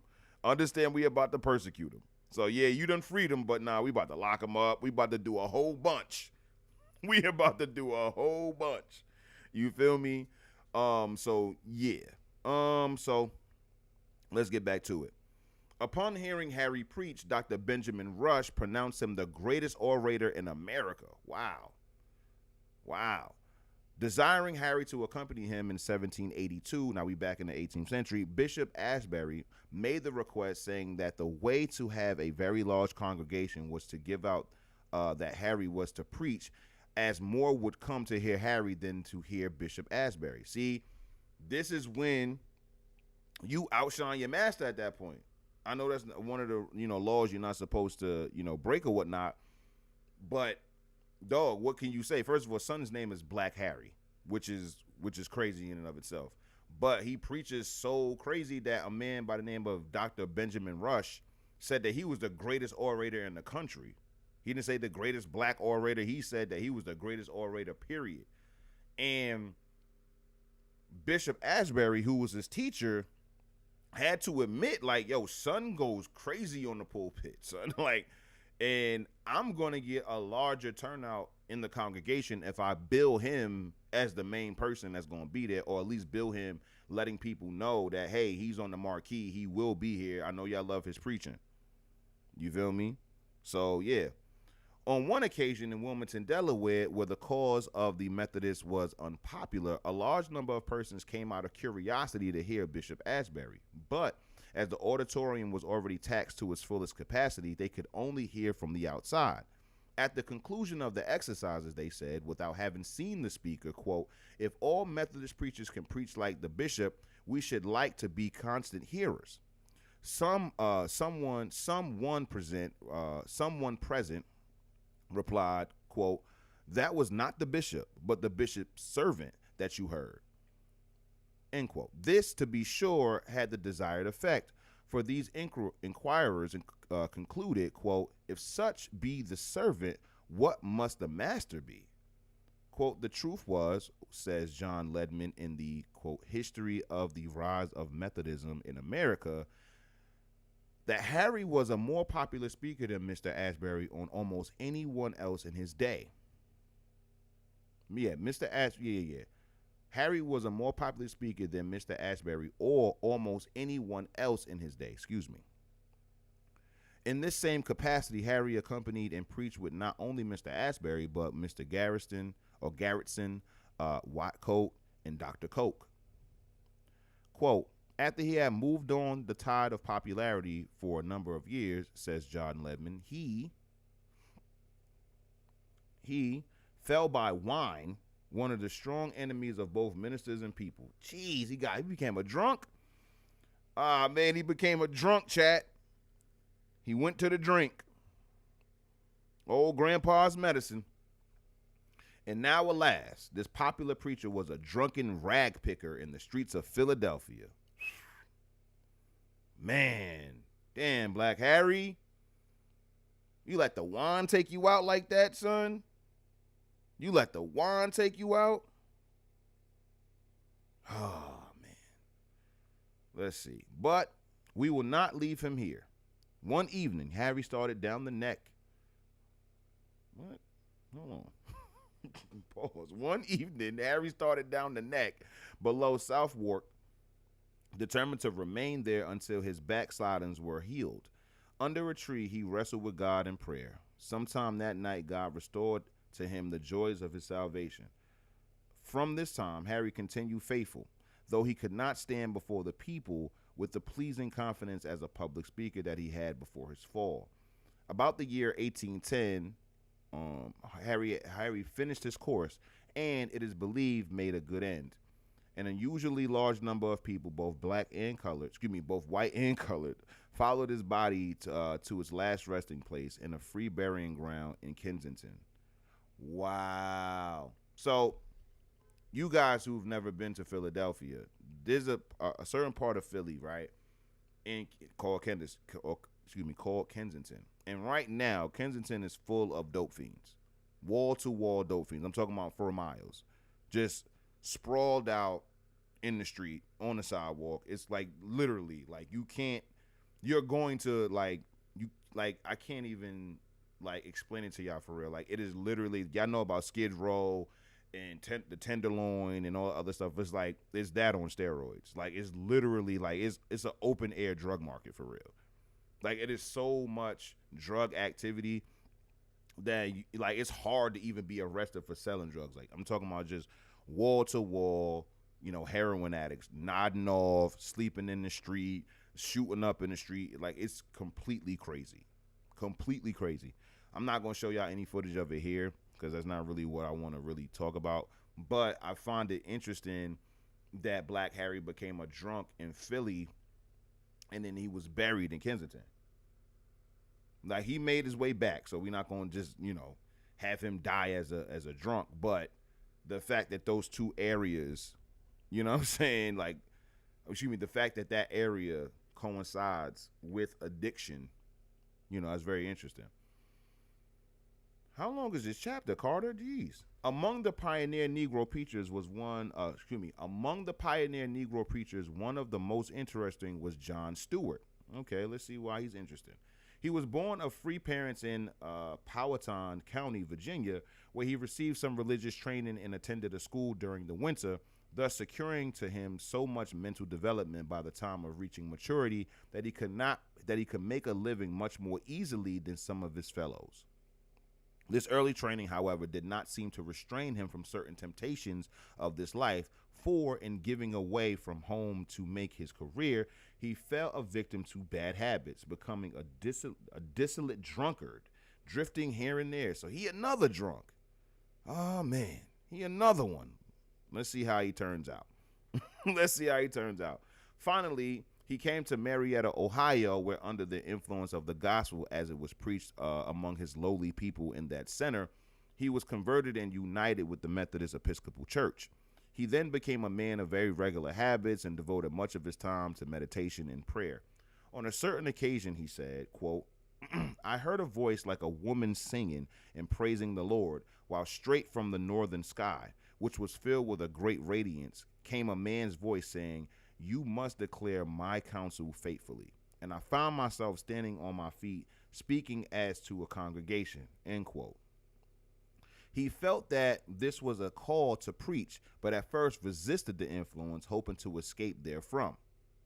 Having fallen sick not long thereafter, however, he looked upon this as a punishment and responded to the voices that he heard, overcoming his fears. Having his mind thoroughly made up, he set off then to preach the gospel, steering, as he said, quote, my course sometimes by the road, sometimes through the cities, until I came to Goshen, where I found the Delaware Indians, end quote. He preached and sang among these people a short period and finally returned to Marietta. He was again summoned by the voices in the night, impelling him to make another pilgrimage. This time he drifted into a settlement of whites to whom he preached with much success, moving many of them to repentance and organizing them as a church. He then proceeded to Upper Sandusky, the home of the Wyandot Indians, who, having never received the gospel, although the Roman Catholics had unsuccessfully tried to evangelize them, had fallen back into a worse state of heathenism and especially drunkenness resulting from the vices imported by traders. Come on, man. You was doing good, son. What happened? You was going good. You went to Delaware. You was going all of these different places. You preached the gospel, bro. You heard the voices in the night and you heeded the call, because when you didn't heed the call, you got sick and all of this other stuff. Like, come on, you got with the engines and then you started drinking again. Man. Let's see what happened.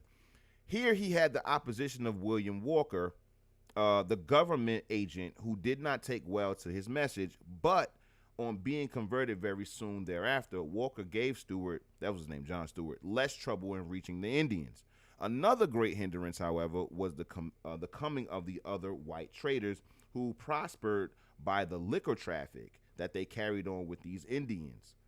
So this, that whole stereotype of keeping, the Native American drunk and all that other stuff, this black man got caught up in it. All right. At first, they tried to show that Stewart was not properly authorized as a minister and should be denied the right to preach. But having then the support of William Walker, the zealous missionary succeeded in delivering his message. Some of the Indians, too, felt that the gospel which he preached was not intended for the Indians, but for the white man.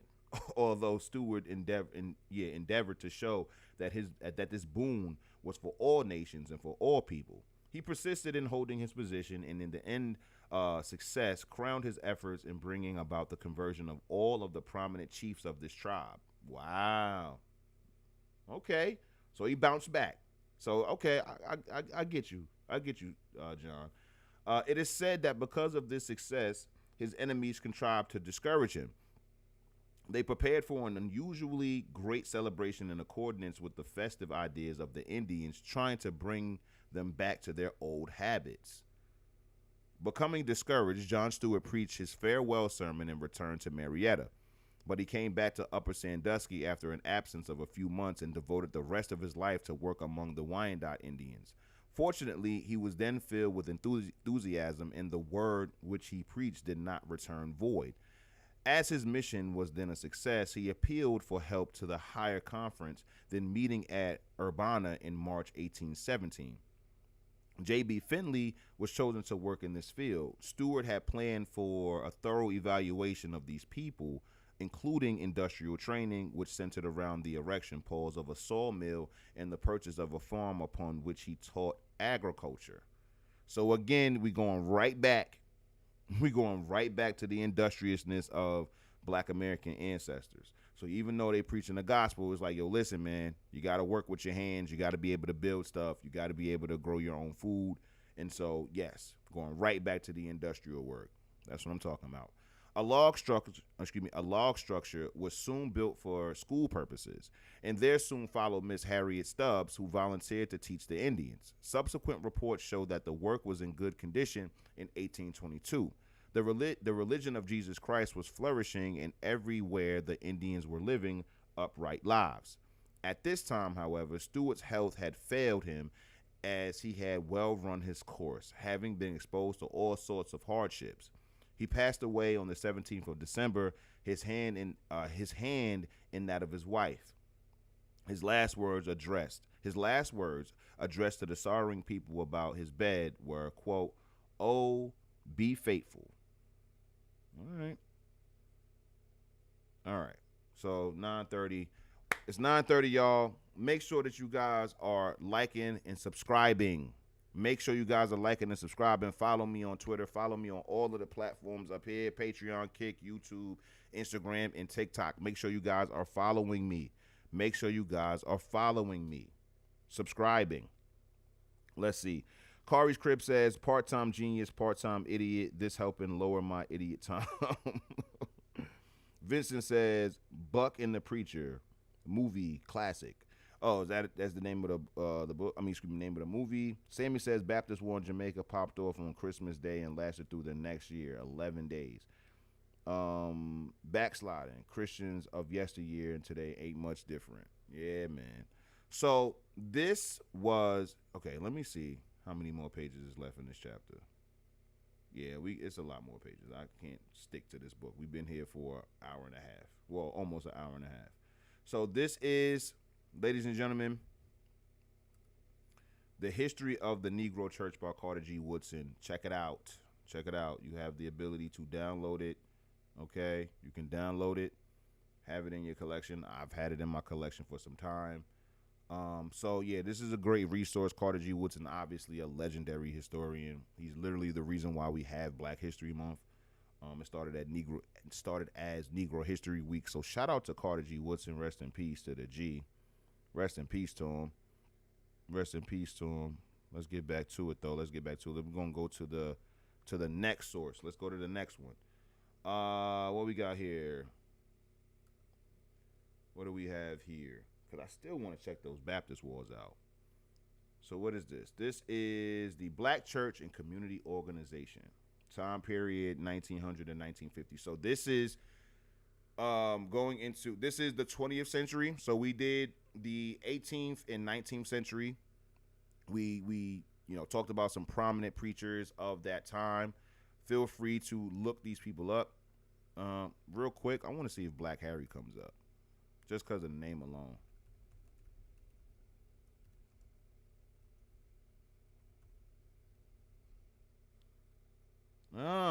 So this was Black Harry, huh? All right. 1750. Yeah. This is Black Harry. Harry Hosier. Better known during his life, Black Harry was an African-American Methodist preacher during the Second Great Awakening in the early United States. Dr. Benjamin Rush, was he black or white? I knew he was white. Was an American revolutionary, a founding father of the United States, and a signatory to the U.S. Declaration of Independence, and a civic leader in Philadelphia, where he was a physician, politician, social reformer, humanitarian educator. Wow. So he got vouched by one of the founding fathers. That's cool. All right. That's what's up, man. That's what's up. Click his life tab real quick. It's not well documented, but more sources agree he was a freedman. He was probably born to two African slaves near Fayetteville, but nothing else is known about his parents. He seems to have been sold to North Baltimore, sold north to Baltimore. Um, how the hell was he? How was he sold then? If he was born free? Hmm, that's crazy.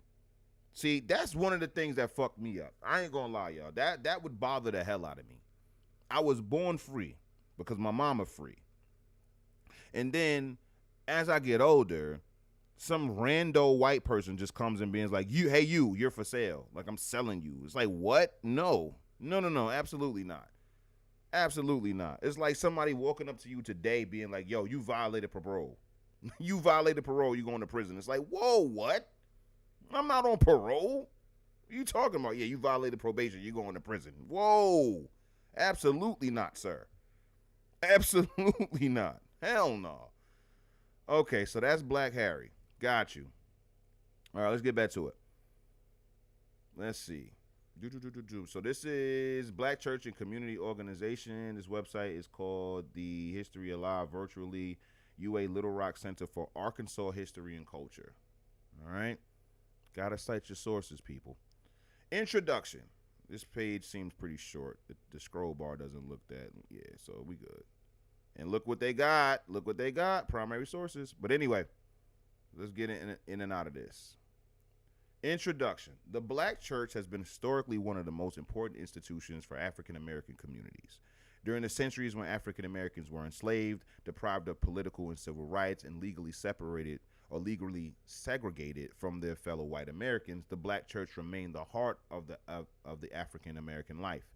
It provided a safe space to preach and pray, but it has always been much more than a place of spiritual practice. What is going on? My tongue is so tired tonight.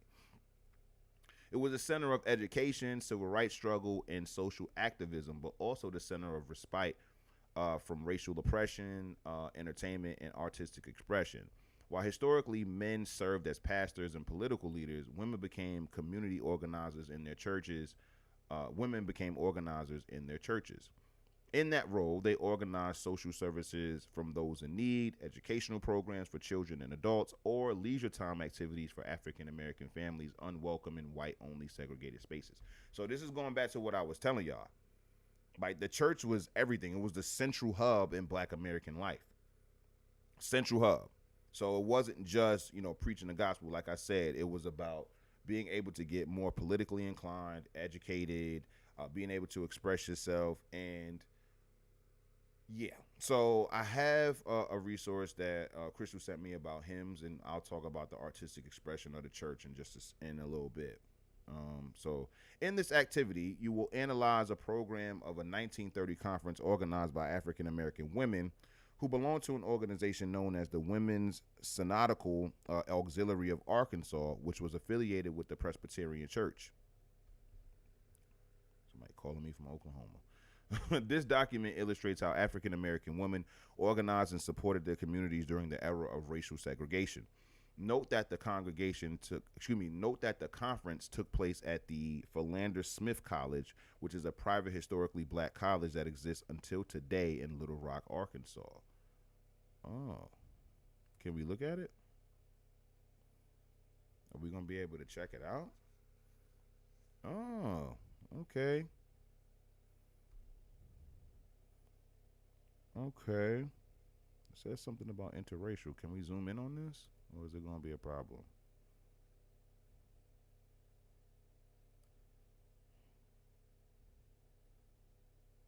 No, we can't zoom in. That's so whack.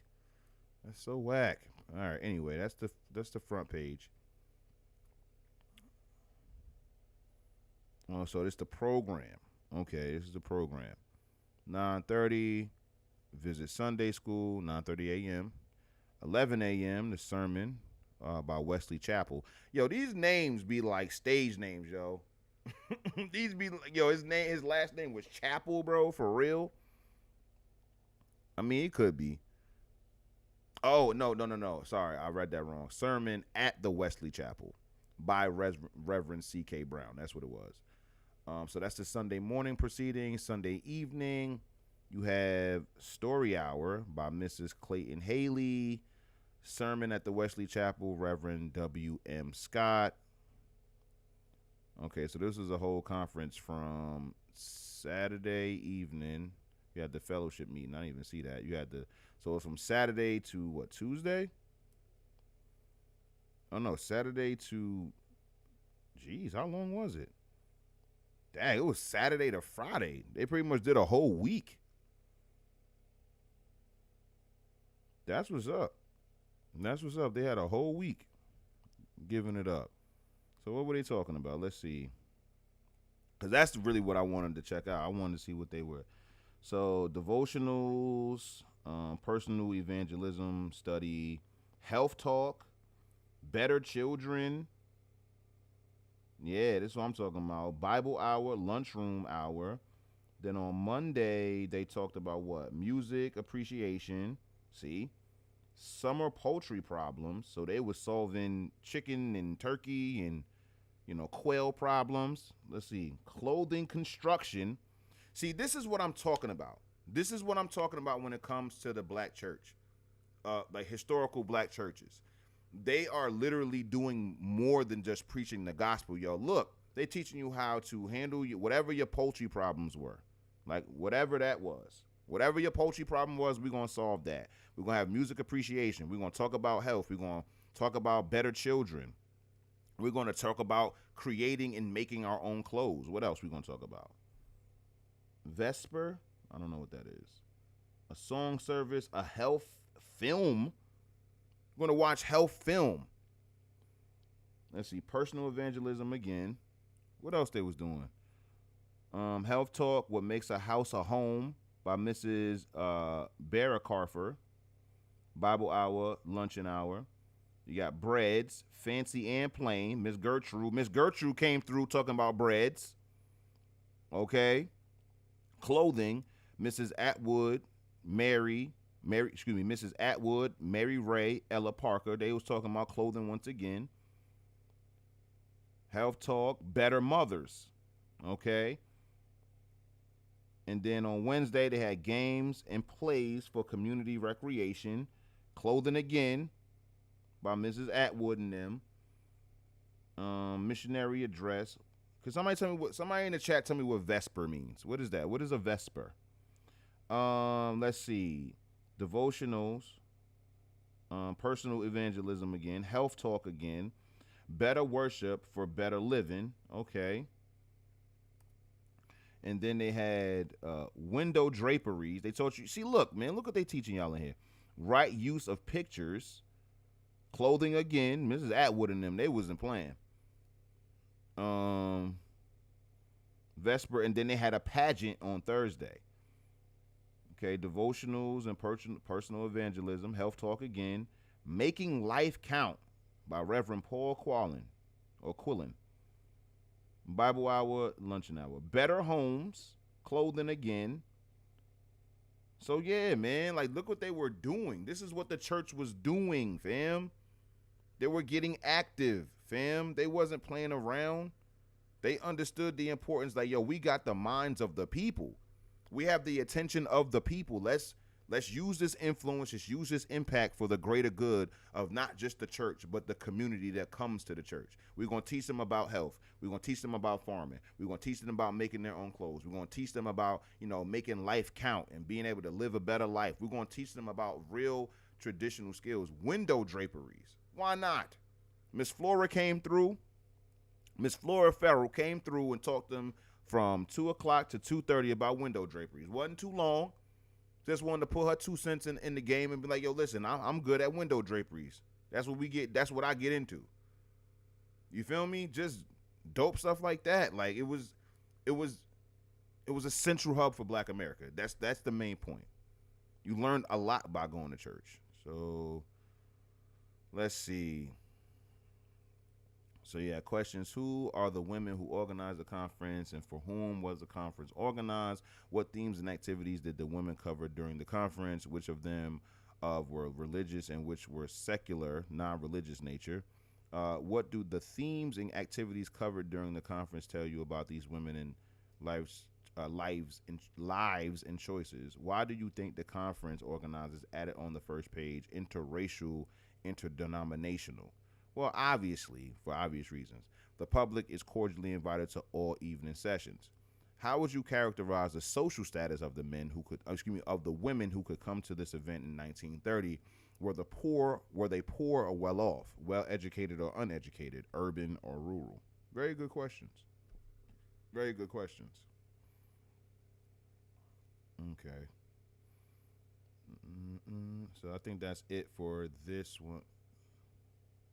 Exercises? Let me see. Is it worth digging deeper in it? Oh, it was actually like an actual. Oh yeah. Okay. Okay. Okay. Well, let's see what they got here. What's the exercises? So we read that. So okay, this is just what we went over already. Okay, for sure, for sure. Got it. Okay, it's just the sections of this page. Got you. So yeah, that was a little brief history on the church in that conference. So I'm glad that we were able to check that out. That was super dope because it just speaks to what I was talking about.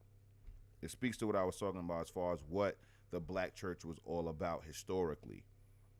All right. So what's the next one? So we can X out of these as we go, right?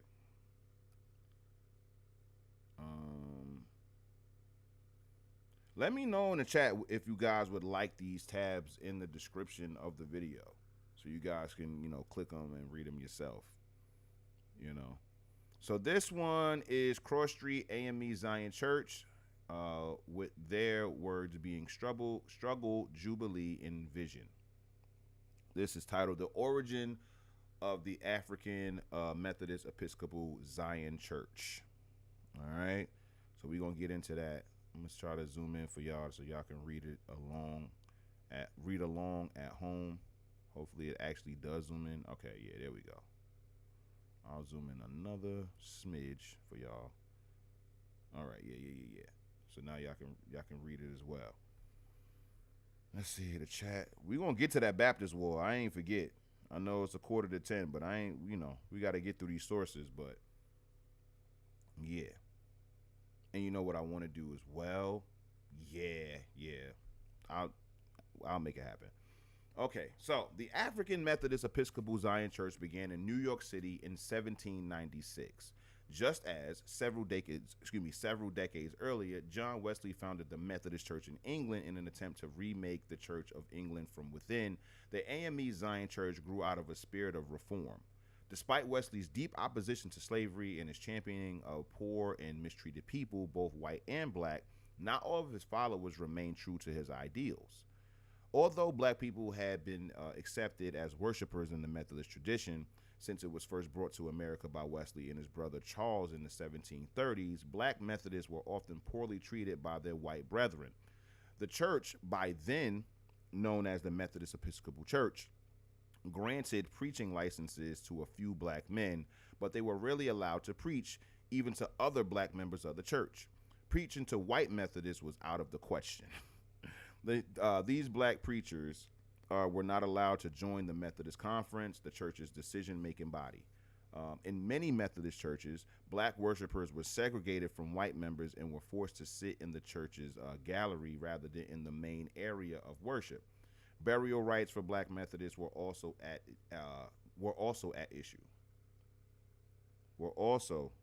issue.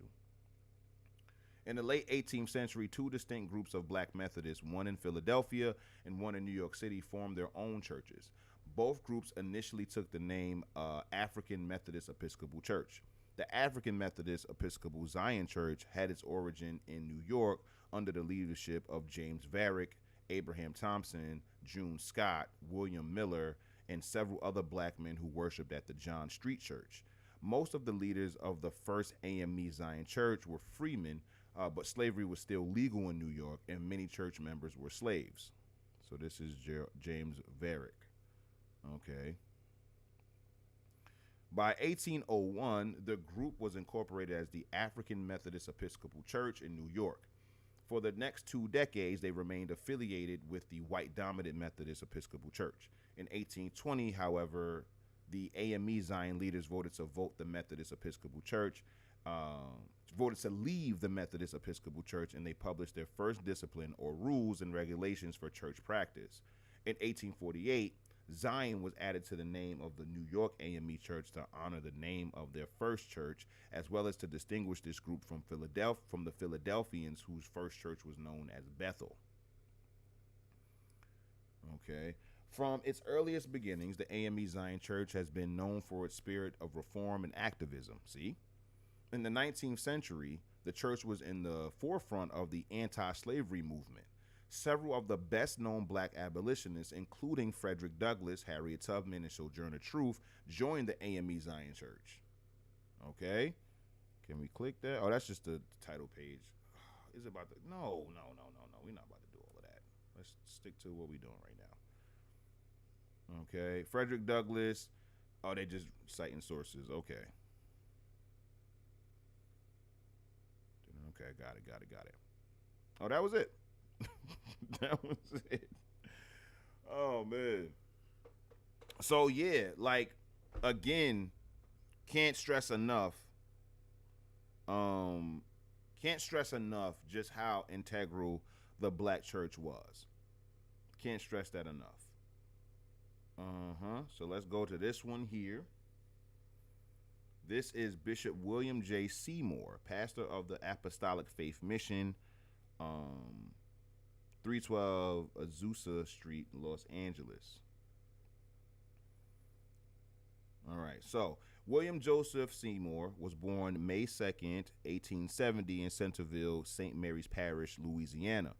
His parents, Simon Seymour, also known as Simon Simon, and Phyllis Salabar, were both former slaves. Phyllis was born and reared on the Adelard Carlin plantation near Centerville. Near Centerville. When President Abraham Lincoln signed the Emancipation Proclamation ending slavery in the rebel states, Simon enlisted in the Northern Army and served until the end of the Civil War. While with the United States colored troops, he marched across the southern Gulf states of Louisiana, Mississippi, Alabama, and Florida. During his service, he became ill and was hospitalized in New Orleans. From the descriptions, it seemed he may have contracted malaria or another tropical disease in the southern swamps. Simon never fully recovered.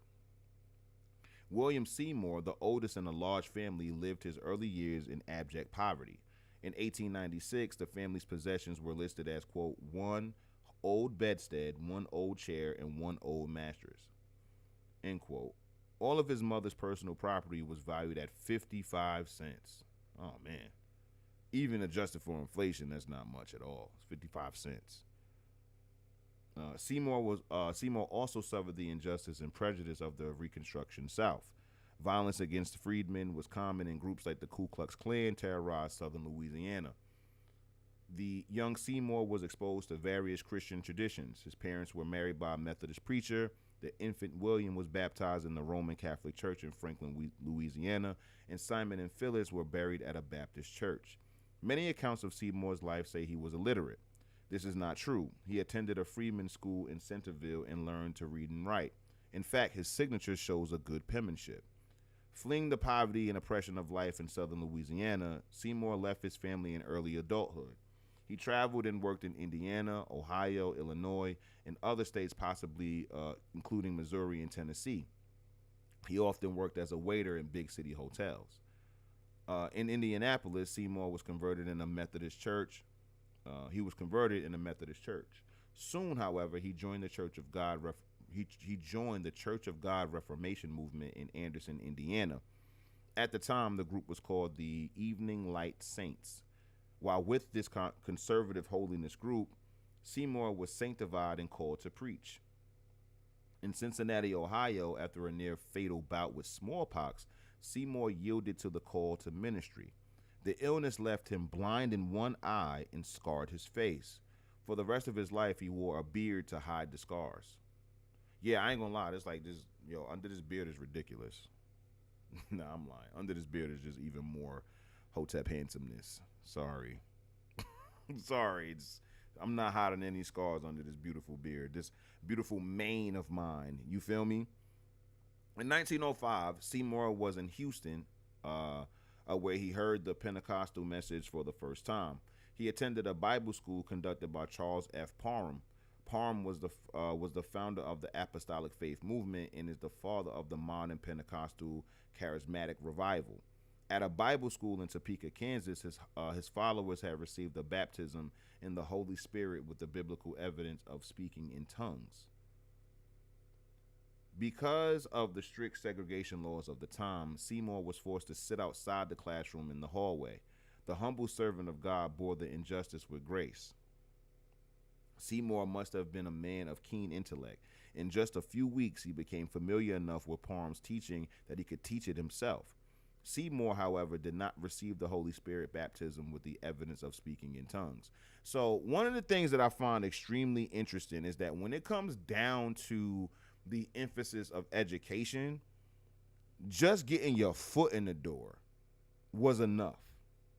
Not for everyone, obviously, but the more determined of the ancestors, you having to sit in the hallway, which is some bullshit. Like, let's just be honest. Like, you having to sit in the hallway and not being able to actually be in the classroom is some bullshit. But when it came down to your own education, you have to be able to take your life seriously, and that's something that I've been very cognizant of this week or this past week. Like, being intentional and being deliberate. You guys know I'm big on intention when it comes to life, period. Actually going out and having a motive, having a purpose to doing what you're doing. You know, flying by night and all, you know, by the seat of your pants, that's not going to really garner great results. You know, sometimes going with the flow, being spontaneous and all of those other things are cool. However, as a whole, your orders should be stepped, or your steps should be ordered. Your life should be organized. You should know what you're going to be doing in the morning. You should know what you're going to be doing tomorrow as far as having a plan for your life. You should know what your life looks like 5, 10, 15 years from now. Planning accordingly. And when you are serious about your plans, when you're actually serious about the accomplishments that you want to achieve, you're going to stop at nothing to achieve those things and accomplish those things. So when it comes down to Seymour here, he's in the hallway getting half of an education just because he can't, like, he's not in the room. So he's standing up in the doorway, listening and getting these teachings. And then he was so determined, so intentional as far as the education goes, he was able to teach what his teacher was teaching just as well as him. And I read stories like that all of the time, especially when it comes down to our, you know, quote unquote illiterate ancestors and stuff like that. It's like, yo, motherfuckers can read.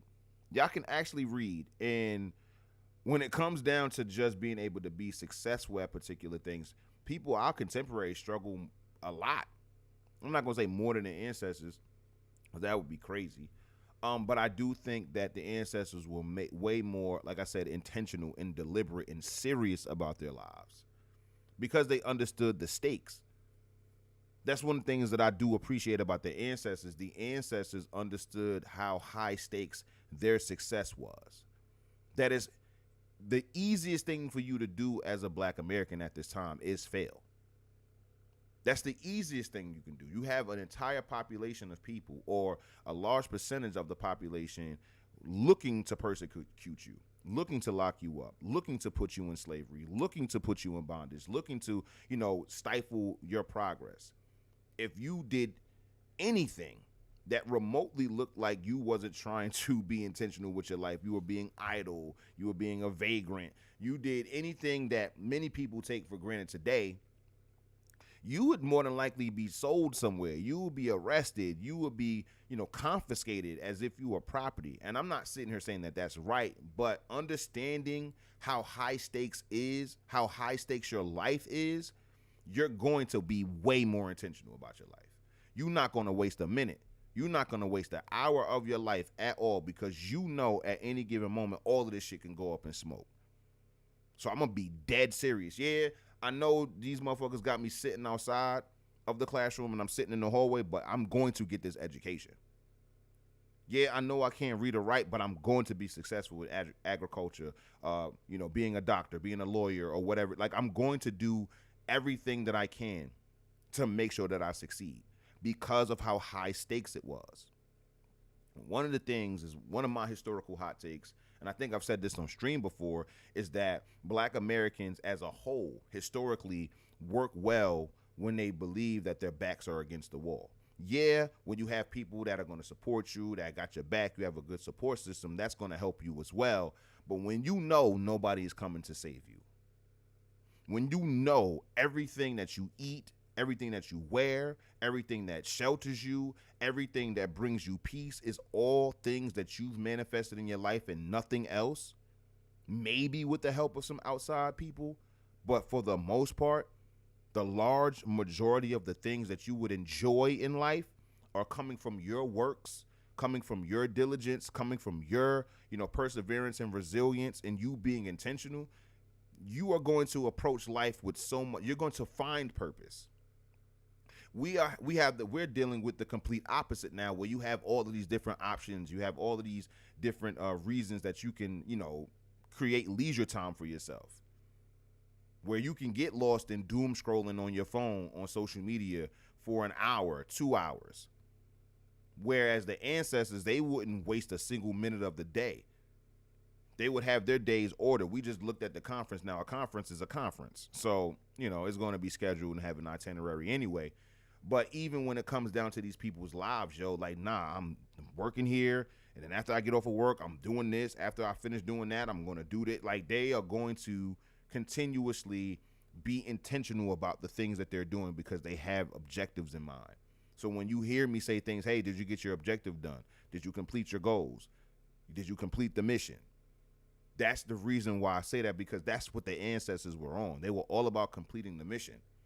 Yes, we're going to have leisure time, relaxation time, and stuff like that. But when it comes down to your advancement, you have to understand that your leisure should be one of the last things that you're prioritizing when you're behind the 8 ball.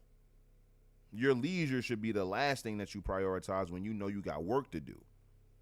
And that's how the ancestors, operated. They had very high work ethics. Were there bums back then? I'm sure. But bums don't make the history books.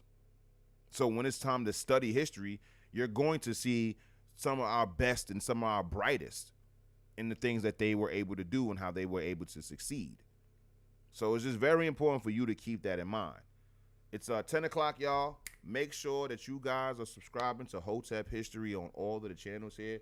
Patreon, Kick, Instagram, me on Twitter, and Hotep History on TikTok. We post daily on all platforms, so you definitely want to be able to tap in with us there. Let's get back to this. Parham and Seymour had held joint meetings in Houston, with Seymour preaching to the black audiences and Parham speaking to the white groups. Parham hoped to use Seymour to spread the apostolic faith message to the African Americans in Texas. Neely Terry, a guest from Los Angeles, met Seymour while he was preaching at a small church regularly pastored by Lucy Farrar, or also spelled Farrow. Farrar was also an employee of Parham and was serving his family in Kansas. When Terry returned to L.A., she pursued the small holiness church she attended to call Seymour to Los Angeles for a meeting. Her pastor, Julia Hitchinson, extended the invitation. So that's very interesting that they had female pastors back then. I thought that was like a taboo thing, unless these people were men, but I doubt it. Seymour arrived in Los Angeles in February 1906. His early efforts to preach the Pentecostal message were rebuffed, and he was locked out of the church. The leadership were suspicious of Seymour's doctrine, but were especially concerned that he was preaching an experience that he had not received. Moving into the home of Edward Lee, a janitor at a local bank, Bishop Seymour began ministry with a prayer group that had been meeting regularly at the home of Richard and Ruth Asbury. Is this the same Asbury? Can't be, right? Because they're in L.A. At 214 North Bonnie Bray. Asbury was also employed as a janitor. Yeah, so it's not the same person. Most of the worshipers were African American, with occasional visits from whites.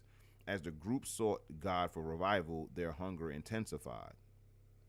Finally, on April 9th, Lee was baptized in the Holy Spirit with the evidence of speaking in other tongues. When the news of his baptism was shared with the true believers at Bonnie Bray, a powerful outpouring followed. Many received the Holy Spirit baptism as Pentecostal revival arrived on the West Coast. That evening would be hard to describe. People fell to the floor as if unconscious. Others shouted and ran through the house. One neighbor, Jenny Evans Moore, played the piano, something she did not have the ability to do before. Oh, well, okay. Over the next few days of continuous outpouring, hundreds gathered. The streets were filled, and Seymour preached from the Asbury's porch. On April 12th, 3 days after the initial outpouring, Seymour received his baptism of power. Quickly outgrowing the Asbury home, the faithful searched for a home for a new church. They found their building at 312 Azusa Street. The mission had been built as an African Methodist Episcopal church, but when the former tenants vacated, the upstairs sanctuary had been converted into apartments. Oh, wow.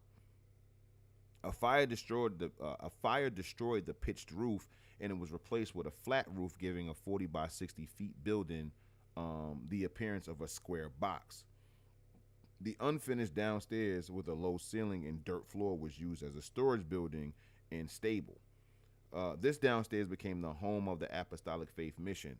Mix-matched chairs and wooden planks were collected for seats, and a prayer altar and 2 wooden crates covered by a cheap cloth became the pulpit. From this humble location, the Pentecostal truth was spread around the world. Visitors came from locations both far and near to be a part of the great revival of the Apostolic Faith Mission at 13 Azusa Street in Los Angeles. On April 17th, the Los Angeles Daily Times sent a reporter to the revival. In his article the next day, he buffooned the meeting in the pastor calling the worshipers, quote, a new sect of fanatics, and Seymour, quote, an old exhorter. He mocked their glossolalia as weird babble of tongues. More important than the critical opinions expressed by the reporter was the providential timing of his visit. The article was published on the same day as the great earthquake in San Francisco. Southern Californians already gripped with fear learned of a revival where doomsday prophecies were common. Ooh. Okay. So basically, you know what I'm saying? Basically, he was preaching what he was preaching, and then the reporter comes through, and on the same day that the article was published, an earthquake happened. It's like, all right now. Immediately, Frank Bartleman, an itinerant evangelist and Azusa Street participant, published a tract about the earthquake. Thousands of the tracts, filled with end-time prophecies, were distributed. Soon, multitudes gathered at Azusa Street. One attendee said more than 1,000 at a time would crowd onto the property. Hundreds would fill the little building. Others would watch from the boardwalk, and more would overflow into the dirt street. So I'm telling you, yo, like being able to get a following, I'm not saying that it was super easy, but if you stuck to it and you was able to keep it going, bro, like you was going to have people coming through. Like you were going to have people popping up and coming through, like just keeping it going. With the help of a stenographer and editor, the mission began to publish a newspaper, the Apostolic Faith. Seymour's sermons were transcribed and printed along with news of the meetings and the many missionaries that were being sent forth. The papers literally spread the Pentecostal message across the globe.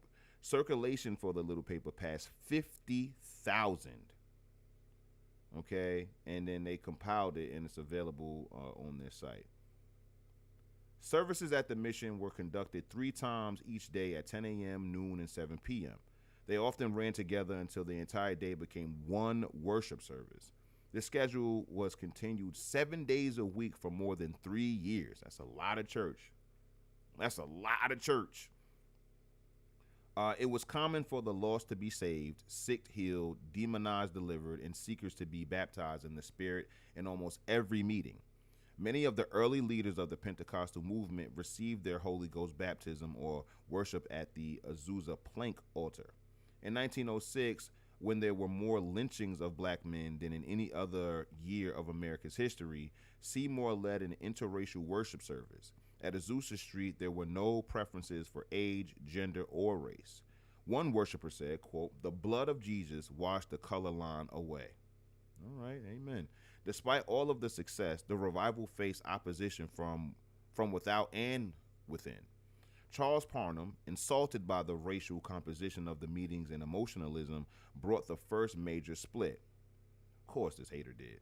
Many others followed. When Seymour married Miss Jean Evans Moore on May 13, 1908, another group left the mission. Two ladies in the dissenters took the main mailing list, crippling the Apostolic Faith newspaper. Oh, no, what? So son gets married and now you start hating on him? Come on, ladies. Come on, ladies. You can't be hating like that.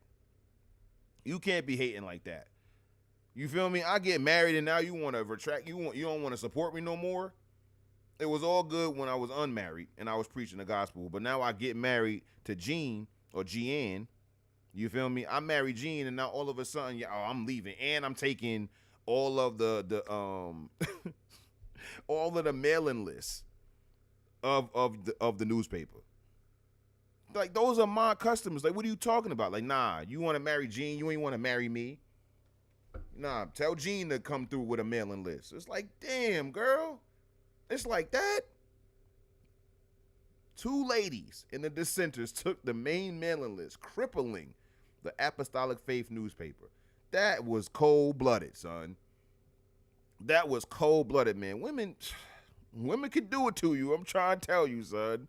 Women could do it to you every time. That was cold-blooded. You ain't had to do all of that. You did not. Let's see. Denominational churches were vicious in their attacks. Read about the critics. All right, what the critics had to say. Hold on. Let's see what the critics had to say real quick. How did the faithful respond to the critics? No, we don't want to know how they responded to it. All right, let's just go back to the Azusa Street. Where we at? Not many years after the revival began, only a skeleton crew, mostly black and mostly the Bonnie Bray group, kept the fire burning in the old mission. Damn, man. Bishop Seymour continued to pastor the church until his death. Yet, his work was not limited to Los Angeles. He traveled extensively, establishing churches and preaching the good news. He even wrote and edited a book, quote, "The Doctrines and Discipline of the Apostolic Faith Mission," to help govern the churches he had helped to birth. This is also available on the site, whatnot. On September 28th, 1922, Seymour experienced chest pains and shortness of breath. Although a doctor was called, the pilgrim passed to the celestial city. Some say he died from a broken heart. Man, faithful to the end, his last words were, "I love my Jesus so." All right. Seymour was laid to rest in Los Angeles Evergreen Cemetery. His gravestone reads simply, "Our pastor."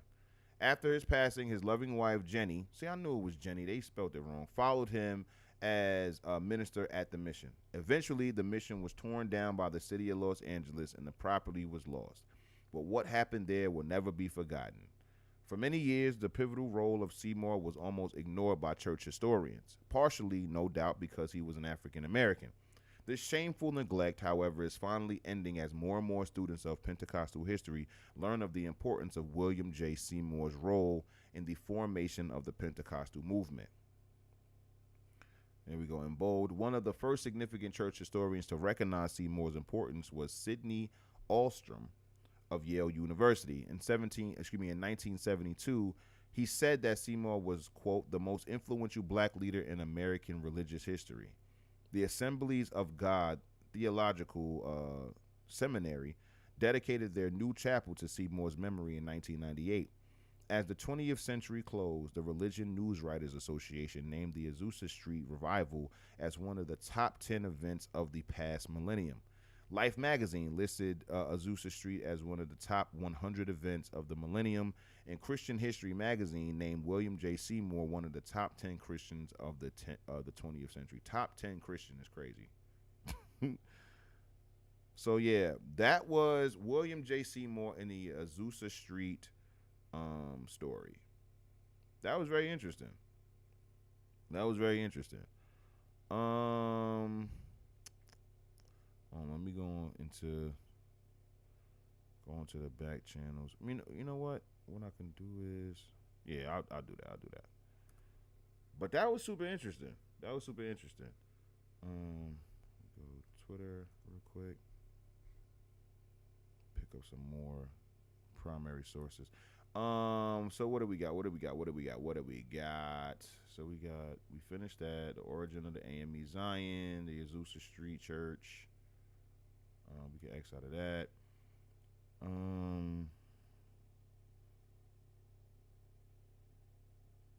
So here we go. Here we go. Now here are a few of the skeptics and scoffers.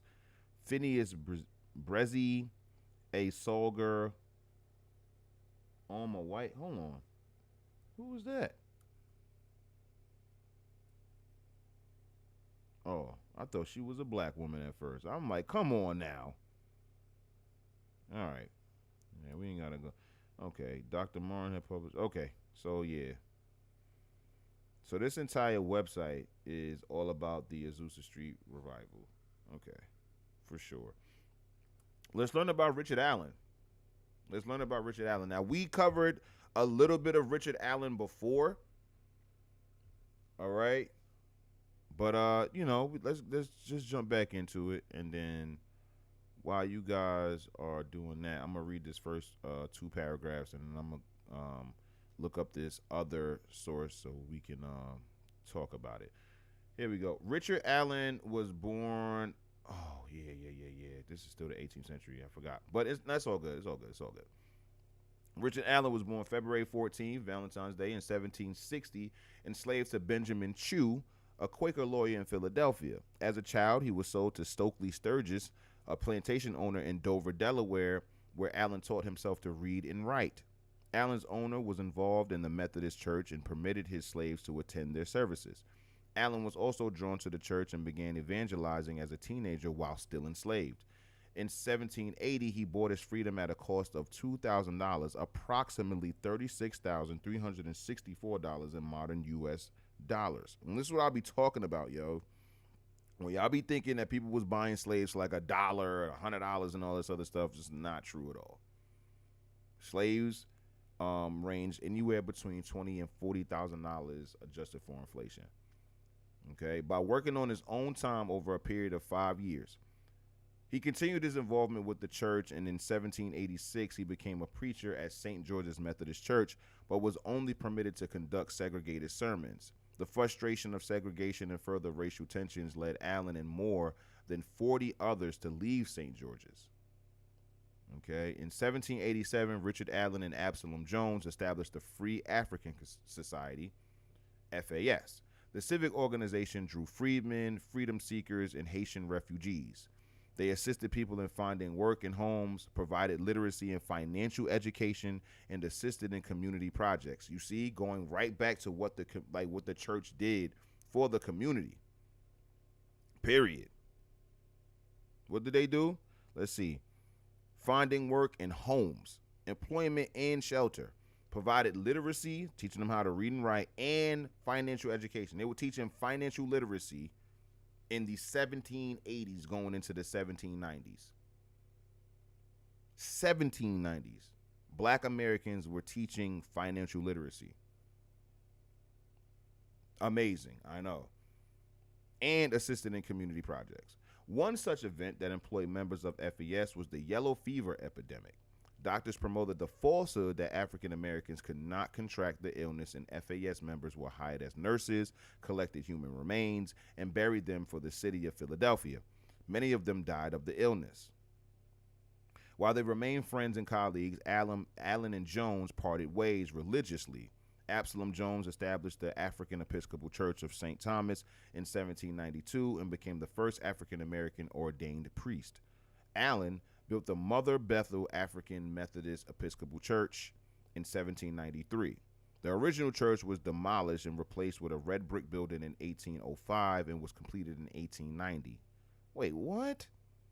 It took 85 years to build the church? Come on now. Or are they saying was it over in 1890? Anyway, a tunnel was constructed to connect the Arch Street Friends Meeting House. Uh, thi- Meeting House. This becoming a part of the Underground Railroad. Fire. Can we blow this up? So this is what I'm assuming is the church. Yeah. This is just all of the different phases. Can we zoom in some more?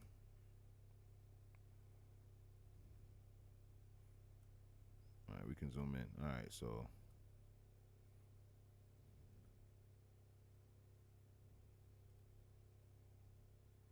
I don't have anybody's name. Well, the names are there. It's just that you can't really see them. That's all good. I ain't tripping. It's all good. Is this the one window? Yeah, so boom. In 1816, Allen united other African Methodist congregations from Pennsylvania, New Jersey, Delaware, and Maryland to officially form the African Methodist Episcopal Church, AME, at a meeting in Philadelphia. He was then elected bishop. Allen spent the remainder of his life tending his station on the Underground Railroad, along with his wife Sarah Bass, he also worked with community leaders to open schools for African Americans. His life's works established ways African Americans, both freed and enslaved, could organize, learn, and help one another. These efforts set the wheels in motion for others to lead across the country.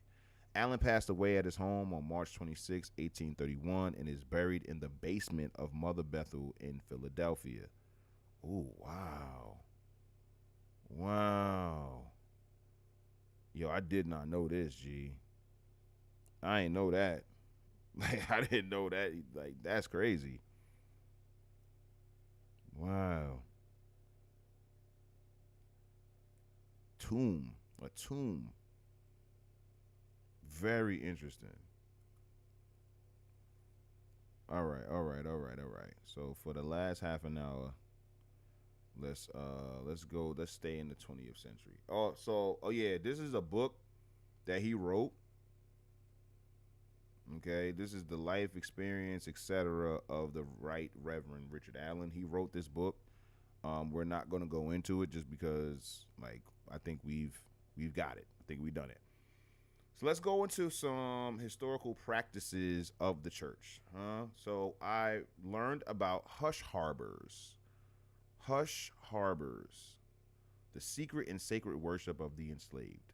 And then we're going to jump into, what was the next one? Watch night. This one is a short read. This is just this paragraph.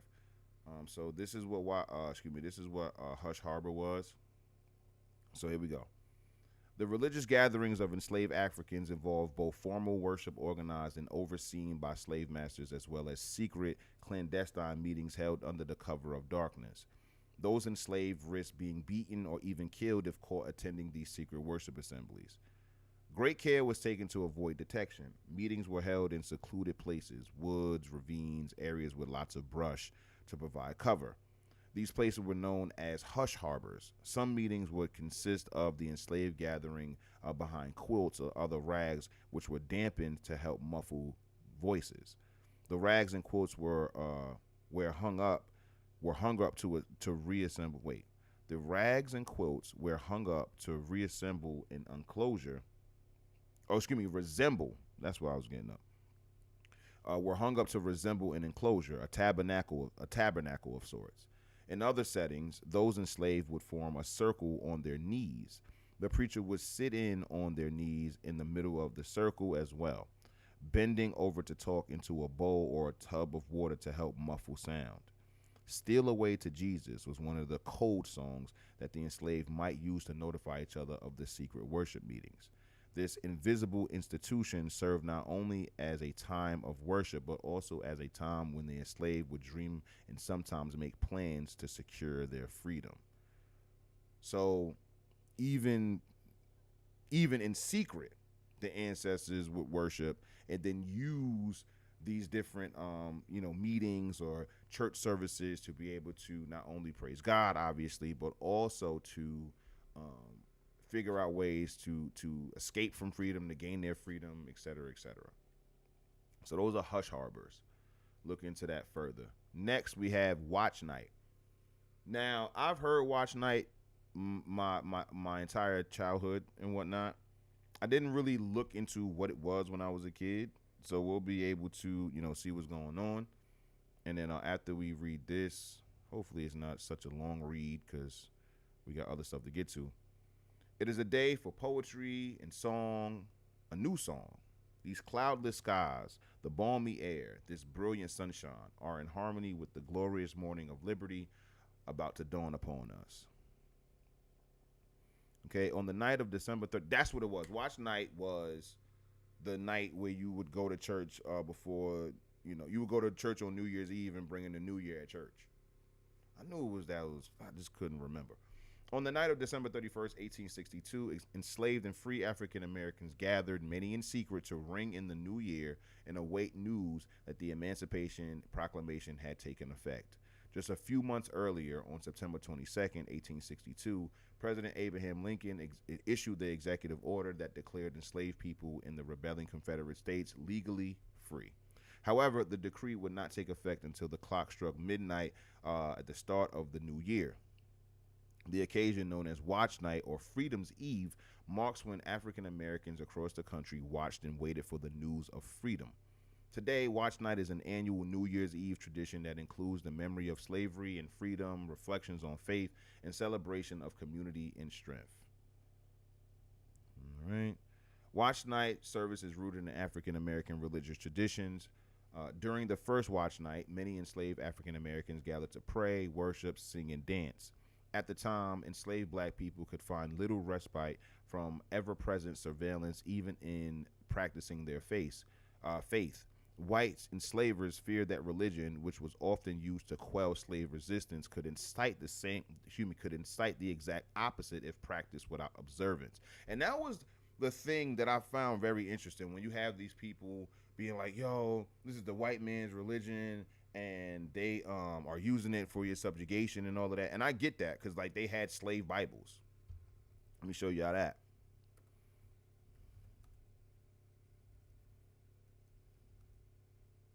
They had slave Bibles, right? So I understand what you're talking about. Was it this one? Yeah.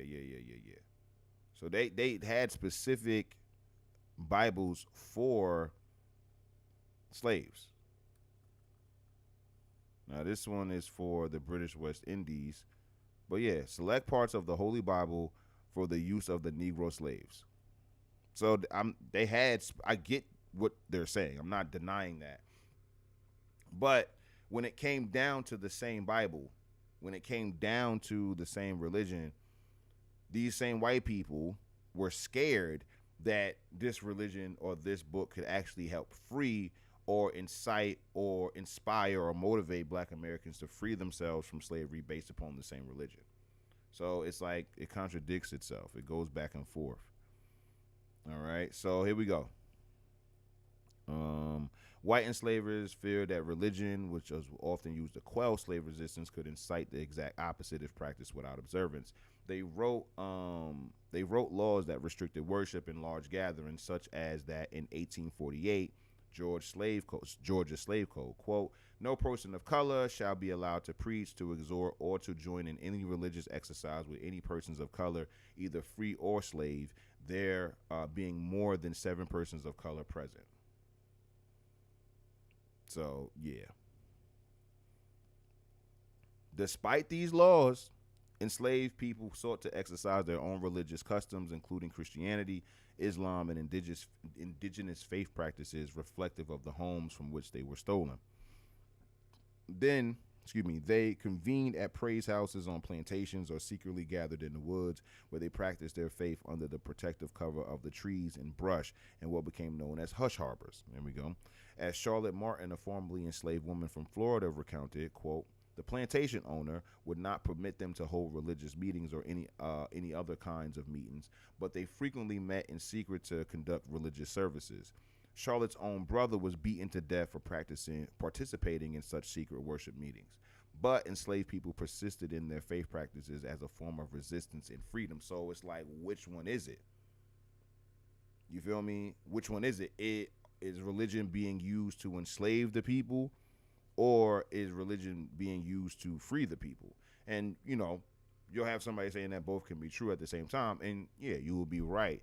But again, when it comes down to a lot of you guys who are anti-religion or anti-Christianity, it's a lot of y'all out there. Y'all say that stuff when it comes down to the white man, right? It's the white man's religion and stuff like that. But when it comes to Islam, y'all don't say that about the Arabs who enslaved, you know what I'm saying, black people. Like, how do you think, like, you know what I'm saying, when it comes down to like the Arab slave trade, which is like legitimately still going on to this very day, like when it comes down to the Arabs enslaving Africans and then forcing them to adopt Islam, or being Muslims and stuff like that, like why isn't Islam or being a Muslim looked at like that in America?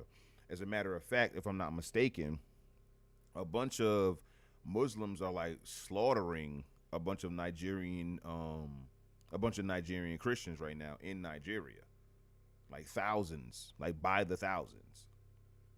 So I get it, you guys are like, more radical, or consider yourselves kind of like revolutionary in that sense, but it's just like, yo, your ancestors also used the Bible to free themselves, to resist slavery. That same Bible. Let's see. This spirit is still visible in watch night services today. The watch night service typically begins around 7 p.m. on December 31st and lasts through midnight as faith leaders guide congregants in praise and worship. Many congregants across the nation bow in prayer minutes before the midnight hour as they sing out, "Watchman, watchman, please tell me the hour of the night." In return, the minister replies, quote, it is 3 minutes to midnight. It is 1 minute before the new year, and it is now midnight. Freedom has come to bless their transition into the new year. The occasion is customarily marked by celebrations of fellowship and worships in a worship service, followed by a fortuitous meal on New Year's Day. Celebratory foods include a diverse collection of culinary traditions that can be traced back to Southern superstition, influenced by beliefs across West Africa. Chief among these foodways is the practice of eating collard greens, representing the promise of prosperity, eating black-eyed peas with rice, also known as hop and john. Traditionally, hop and john consists of black-eyed peas, rice, red peppers, and salt pork, and is believed to bring good fortune to those who eat it. Before finding its way into American traditions, the black-eyed pea, also known as the cowpea, traveled from Central Africa to the West Indies and finally to the Carolinas in the early 1700s. Many West African cultures regard the pea as lucky, and memories of its luck remained with enslaved black people in the American South and still endure today. Though hop and john is a common dish prepared for watch night, the foods prepared in observance of the traditions are incredibly diverse and reflective of regional, temporal, and cultural differences within the African American community. Some other common dishes include candied yams, cornbread, potato salad, and macaroni and cheese. Initially meant to welcome emancipation, today the watch night service encourages reflection on the history of slavery and freedom, as well as reflection on the past year, both its trials and triumphs, while also anticipating what the new year will have in store. It is a continuation of generations of faith that freedom and renewal lie ahead. So, that's the story in the history of watch night. Grew up doing it as a child. I will never forget in 2005, my mother asked me if I wanted to go to church, and I was gone. Was not going. Sorry, Mom. Sorry, Mom. I want to go do things with my friends. My entire childhood, I've had half a weekend. My entire childhood, I had half a weekend. It wasn't until I was 15 years old that my mother asked me, "Hey, you want to go to church today?" And I was like, "Oh, no, nah, Mom. I got, I'm so busy. I got to work. I ain't had nothing to do. I just wanted to not go to church." So, yeah. So just give me a second. This is the history of the CME church. We did the AME. But I want to go to do something different. I want to do something different. So let me just go to, let me go back to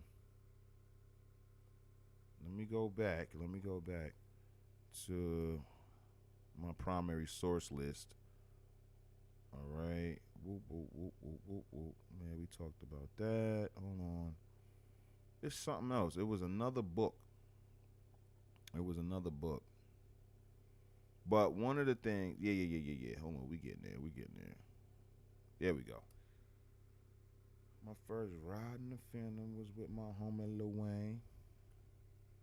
Okay, so let me bring it on over to this side. All right, so we gonna dub this. Wait, can we dub it? Can we afford to dub it? It's not that long of a read.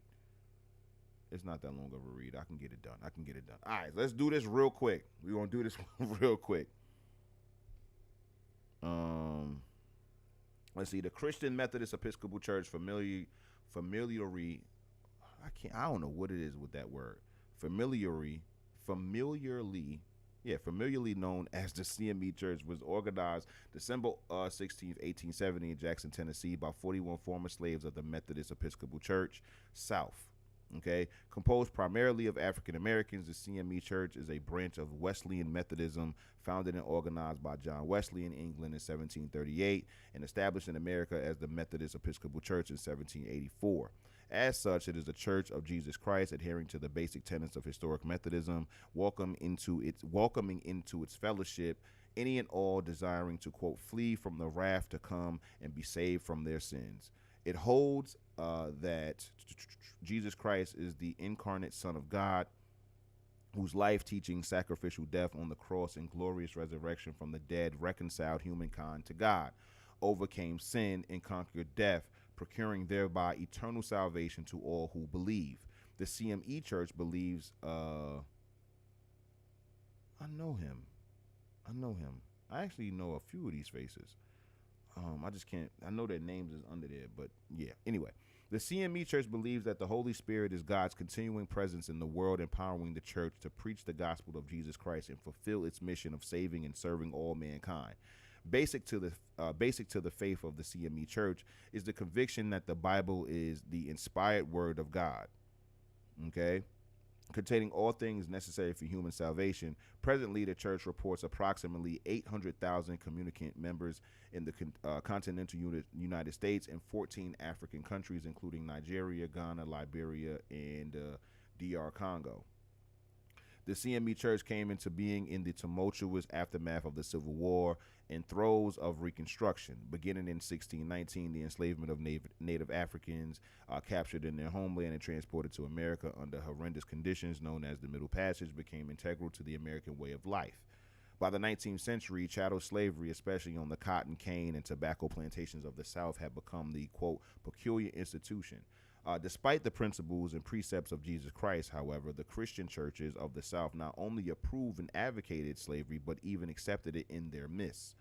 Foremost among them was the Methodist Episcopal Church, South, which in 1844 had separated from the Methodist Church over the issue of slavery. When the Civil War began in 1860, it had more enslaved members than any other religious denomination. At the end of the war, amidst of its devastation, almost 100,000 members remained in the ME Church, South. It was of these members that in 1866, the General Conference of the church asked, quote, what shall be done to promote the religious interests of our colored members? The answer was predicted on the expressed desires and requests of those, quote, colored members. For example, Isaac Lane of Tennessee and later founder of Lane College said, quote, at once we made it known that we preferred a separate organization of our own, established after our own ideas and notions. Lucius Halsey of Georgia and later founder of Payne College wrote, quote, after emancipation, a movement was at once inaugurated to give the Negroes a separate and independent organization. Aware of these desires, James E. Evans, chair of the committee considering the issue, said, quote, the General Conference believed that the colored people, now that they are free, would desire a separate church organization for themselves. Accordingly, the General Conference authorized the bishops of the church to organize, quote, their colored members and into their own separate ecclesiastical, oh, Jesus Christ, I know this word too. Oh my goodness. Come on. Let's do it. Oh my God. Ecclesiastical. Excuse me, sorry for spitting. Separate ecclesiastical. Anyway, jurisdiction. I ain't got time, yo. It's 10:30. It's 10:40 rather.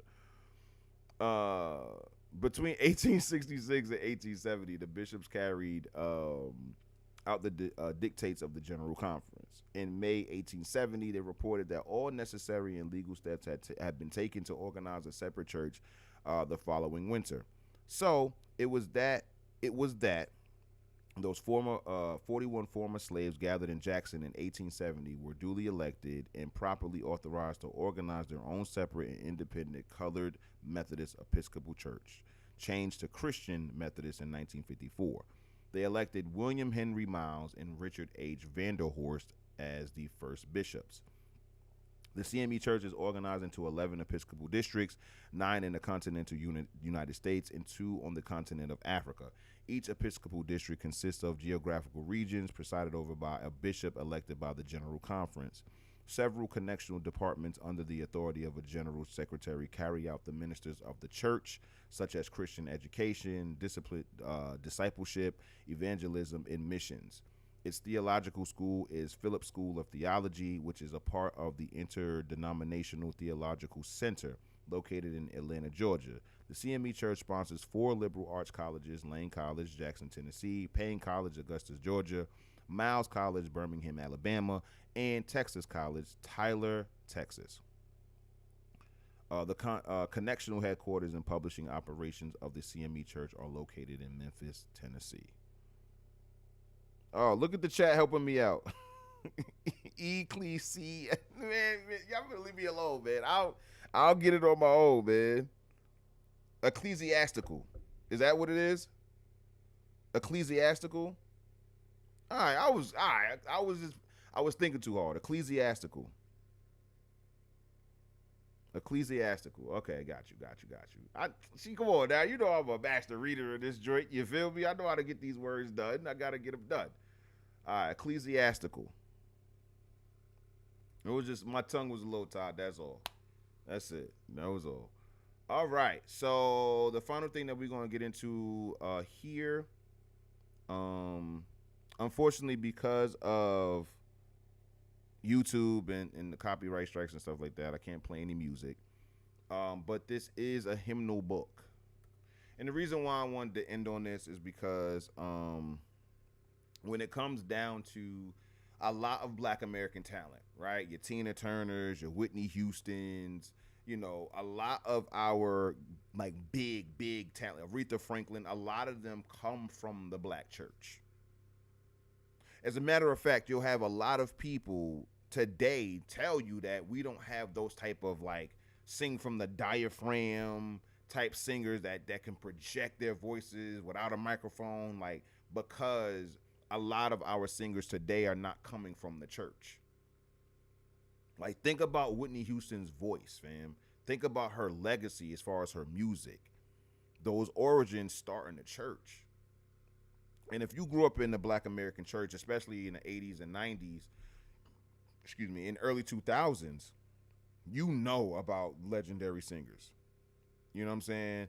Like Karen Clark Sheard and all of them. Like, when it comes, like, there's a bomb in Gilly. Like, those sisters, the Clark sisters, when it comes down to Shirley Caesar, it comes down to, who else? Hezekiah Walker, Fred Hammond. Like, when you talking about them, the 90s gospel, where it's like, nah, it's classically trained singers. That's where you're gonna get that. That's where you're gonna get that from. Like, you're gonna get that deepness of like, yo, I have to get my sing on. Like, there is no exception, fam. Like, you have to get your sing. Like, you have to sing. As somebody who played the drums for church, okay, so I had to keep the beat. I had to, I was the heartbeat of the entire service, especially when you're talking about A and B selections and choirs and all this other stuff, bro. Like, you have to be on point. There was no other option for you.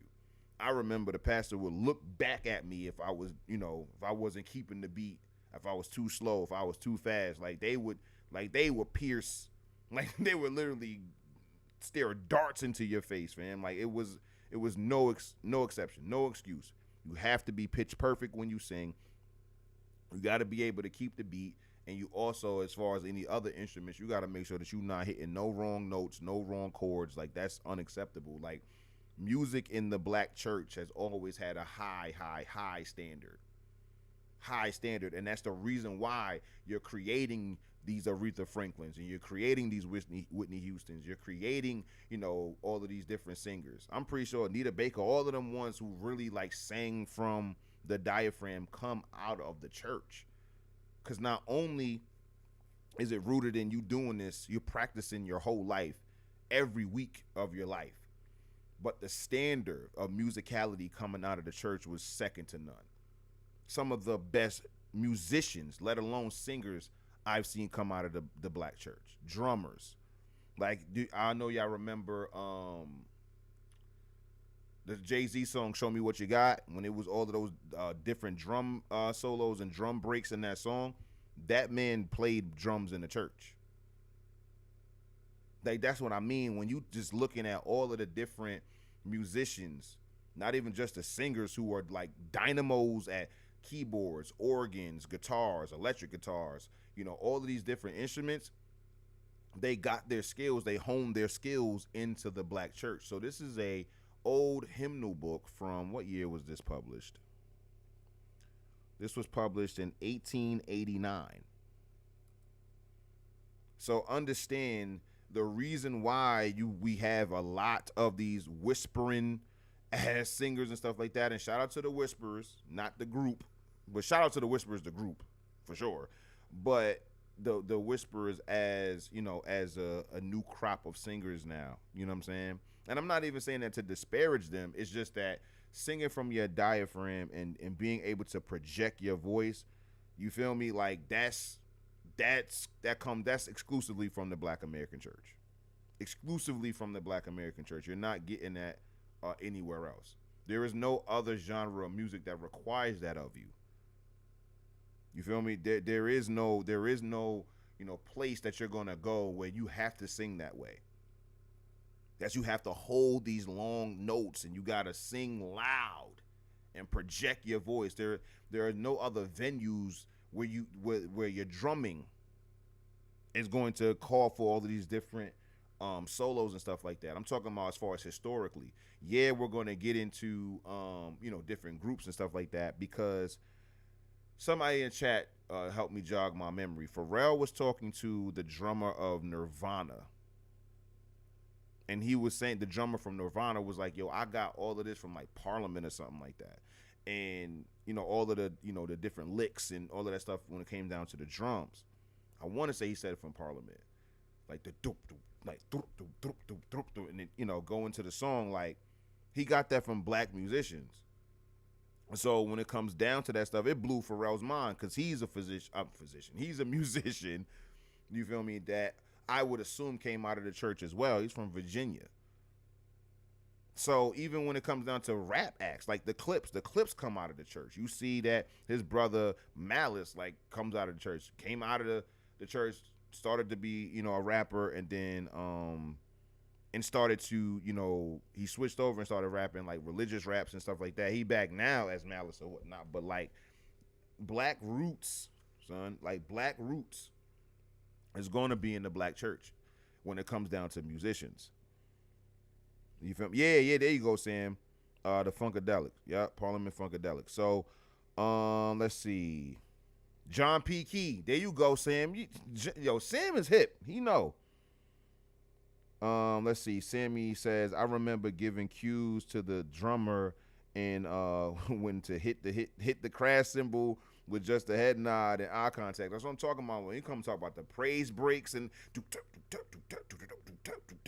like, yo, son, like, yeah, son, you had like that hand-eye coordination and all of that other stuff. Something like that meant everything to me. We used to go to Sam Mash and Guitar Center, you know what I'm saying? Radio Shack, because when it came down to AV, getting your microphones, like that was a whole lifestyle. That was a whole experience. Like being starting at junior drummer and then working up my way, because dog, if you like those praise breaks where you like Like, you have to keep that up for at least 10, 15 minutes, fam. Like, if they down there shouting, you can't stop. And that's the reason why you had to learn to use your wrist. Okay, you had to learn to use your wrist instead of using your arms like this, because you tire yourself out quicker. And it's also how I was able to use my wrist in other activities. You feel me? So it's like, when it comes to the black church, man, like the foundational principles of music, of oratory, of confidence, so much of it comes out of the Black American church. So much of it comes out of the Black American church. You can't deny it for 1 second at all. You feel me? So this is the hymnal book. I say all of that to say, I really wanted to get to the music side of it. And now this, of course, was published in 1889, so it's going to be, pretty old. But yeah, man.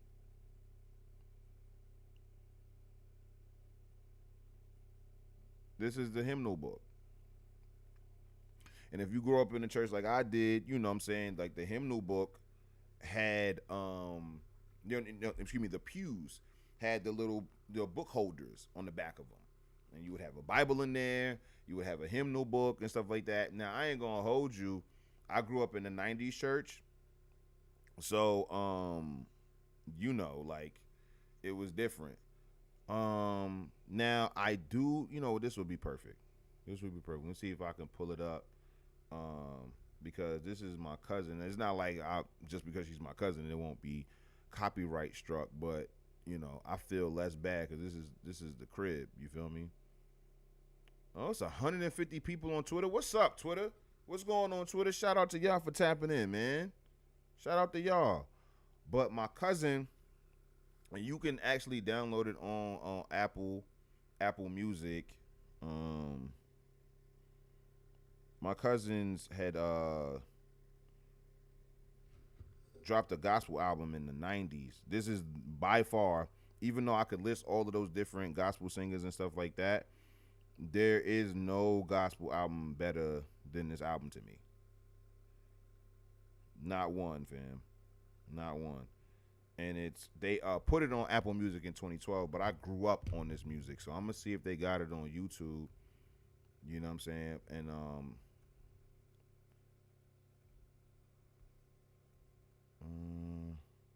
yep. This is my blood cousins, you feel me? And this album is incredible. It is absolutely incredible. I love this album. I jam to it to this very day, son. I jam to it this very day. So we're gonna play some gospel tonight, y'all.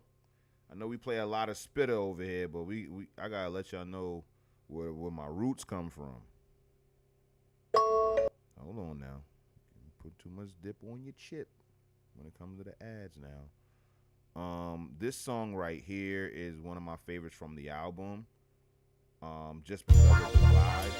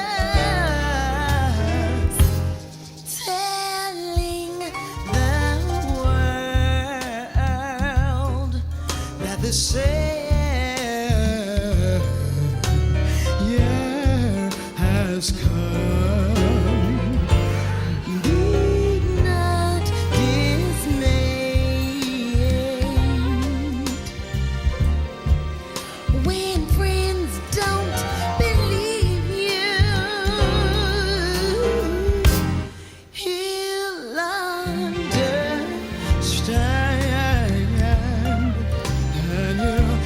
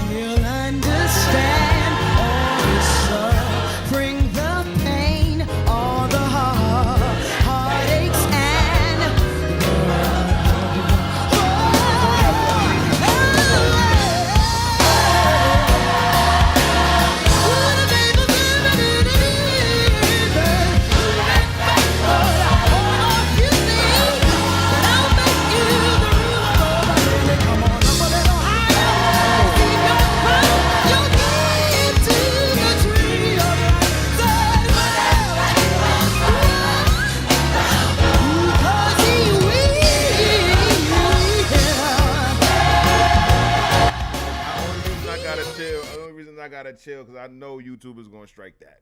But yo, listen, man.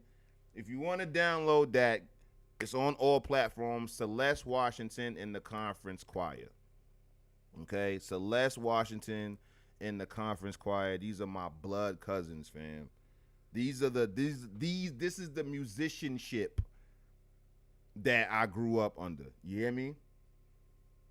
So no, hold on. I gotta hit y'all with this, and I'm gonna hit y'all. I gotta hit y'all with this one. Just off of the strength of the musicianship. The song, I love the song. Don't get me wrong, I love the song, but like, man, when I tell y'all the Worst feeling in the world. This song is incredible. So I'm gonna hit y'all with the intro.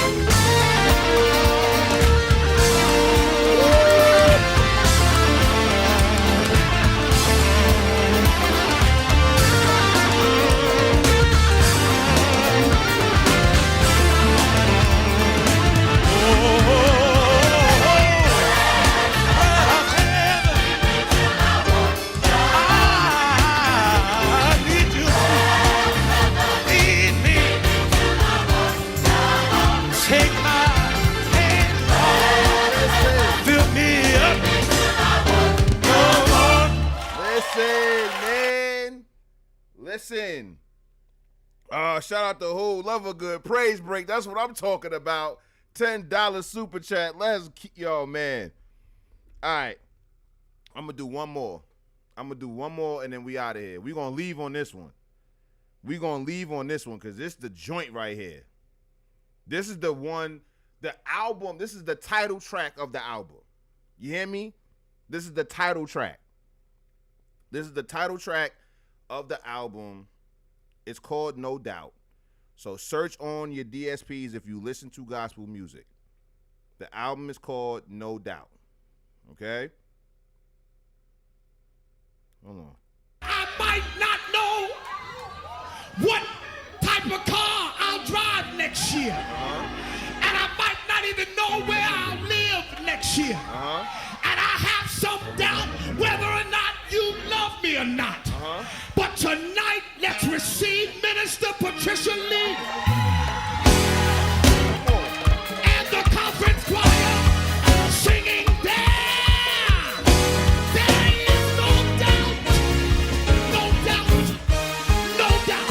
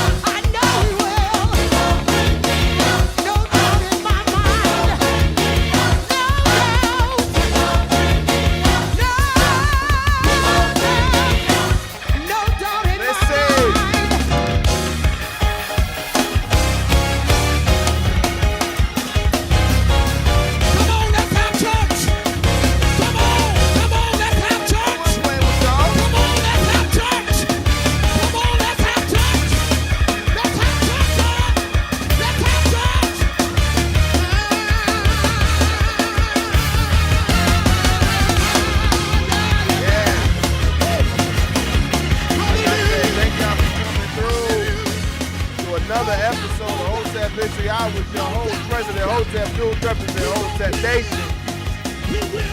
If you were rocking with this episode, make sure that you like and subscribe. Subscribe to all the things. Patreon. Kick. Oh, man, come on. No doubt he'll set me free. No doubt. No doubt. No doubt. No doubt. No doubt. No doubt. No doubt. No doubt. No doubt. No doubt.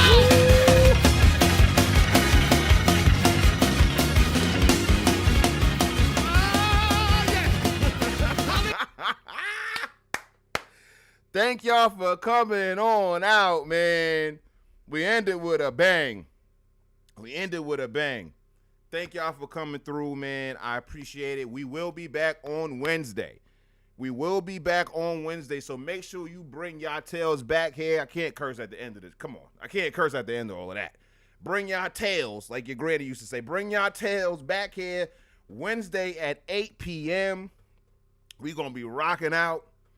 I appreciate all of you guys coming through. Seriously. Crystal, Vincent, Sammy, who we had in here? Sammy was in here heavy. Crystal was in here heavy. Vincent was in here heavy. Noel was in here. Kari's Crib, Coach Glasgow, Miss Lisa, okay? All of you guys that came through. Thank you guys for the super chats. Thank you guys so much for the super chats. I appreciate it. I'm humbled by it. Thank you guys so much.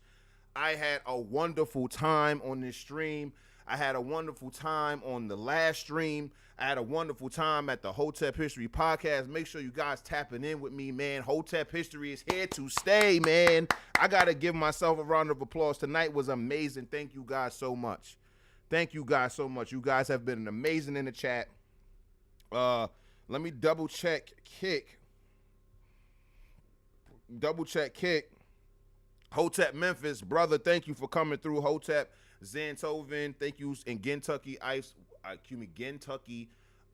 Ike's wife, thank you for coming through. You guys have been amazing. Everybody that didn't make themselves known, you were welcome. What was the number that we reached on Twitter? What number did we reach on Twitter? Let me see. Let me check. 167 people on Twitter. That's a record. Ladies and gentlemen. So thank y'all for coming through. I appreciate it so much. Again, if you guys want to further support the channel, patreon.com/Hotep History.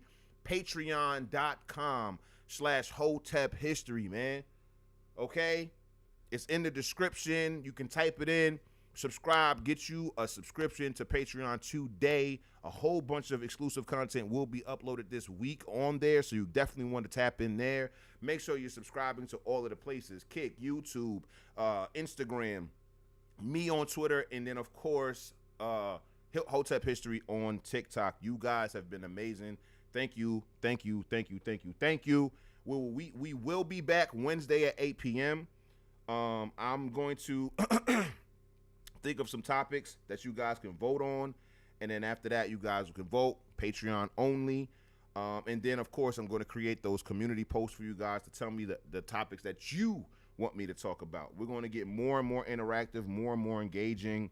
I am going to figure out how to get you guys on the show, to talk with me on the show. I'll talk to HJ about that. Thank you guys, man. Thank you guys so much. I really can't help it. And as always, you can't have the future without the present, and you can't have the present without the past. And we don't study history to live in the past, but to order our steps, in the present, so we can positively affect our future. Thank you guys again. I will see you guys Wednesday night, same time, same place. And as always,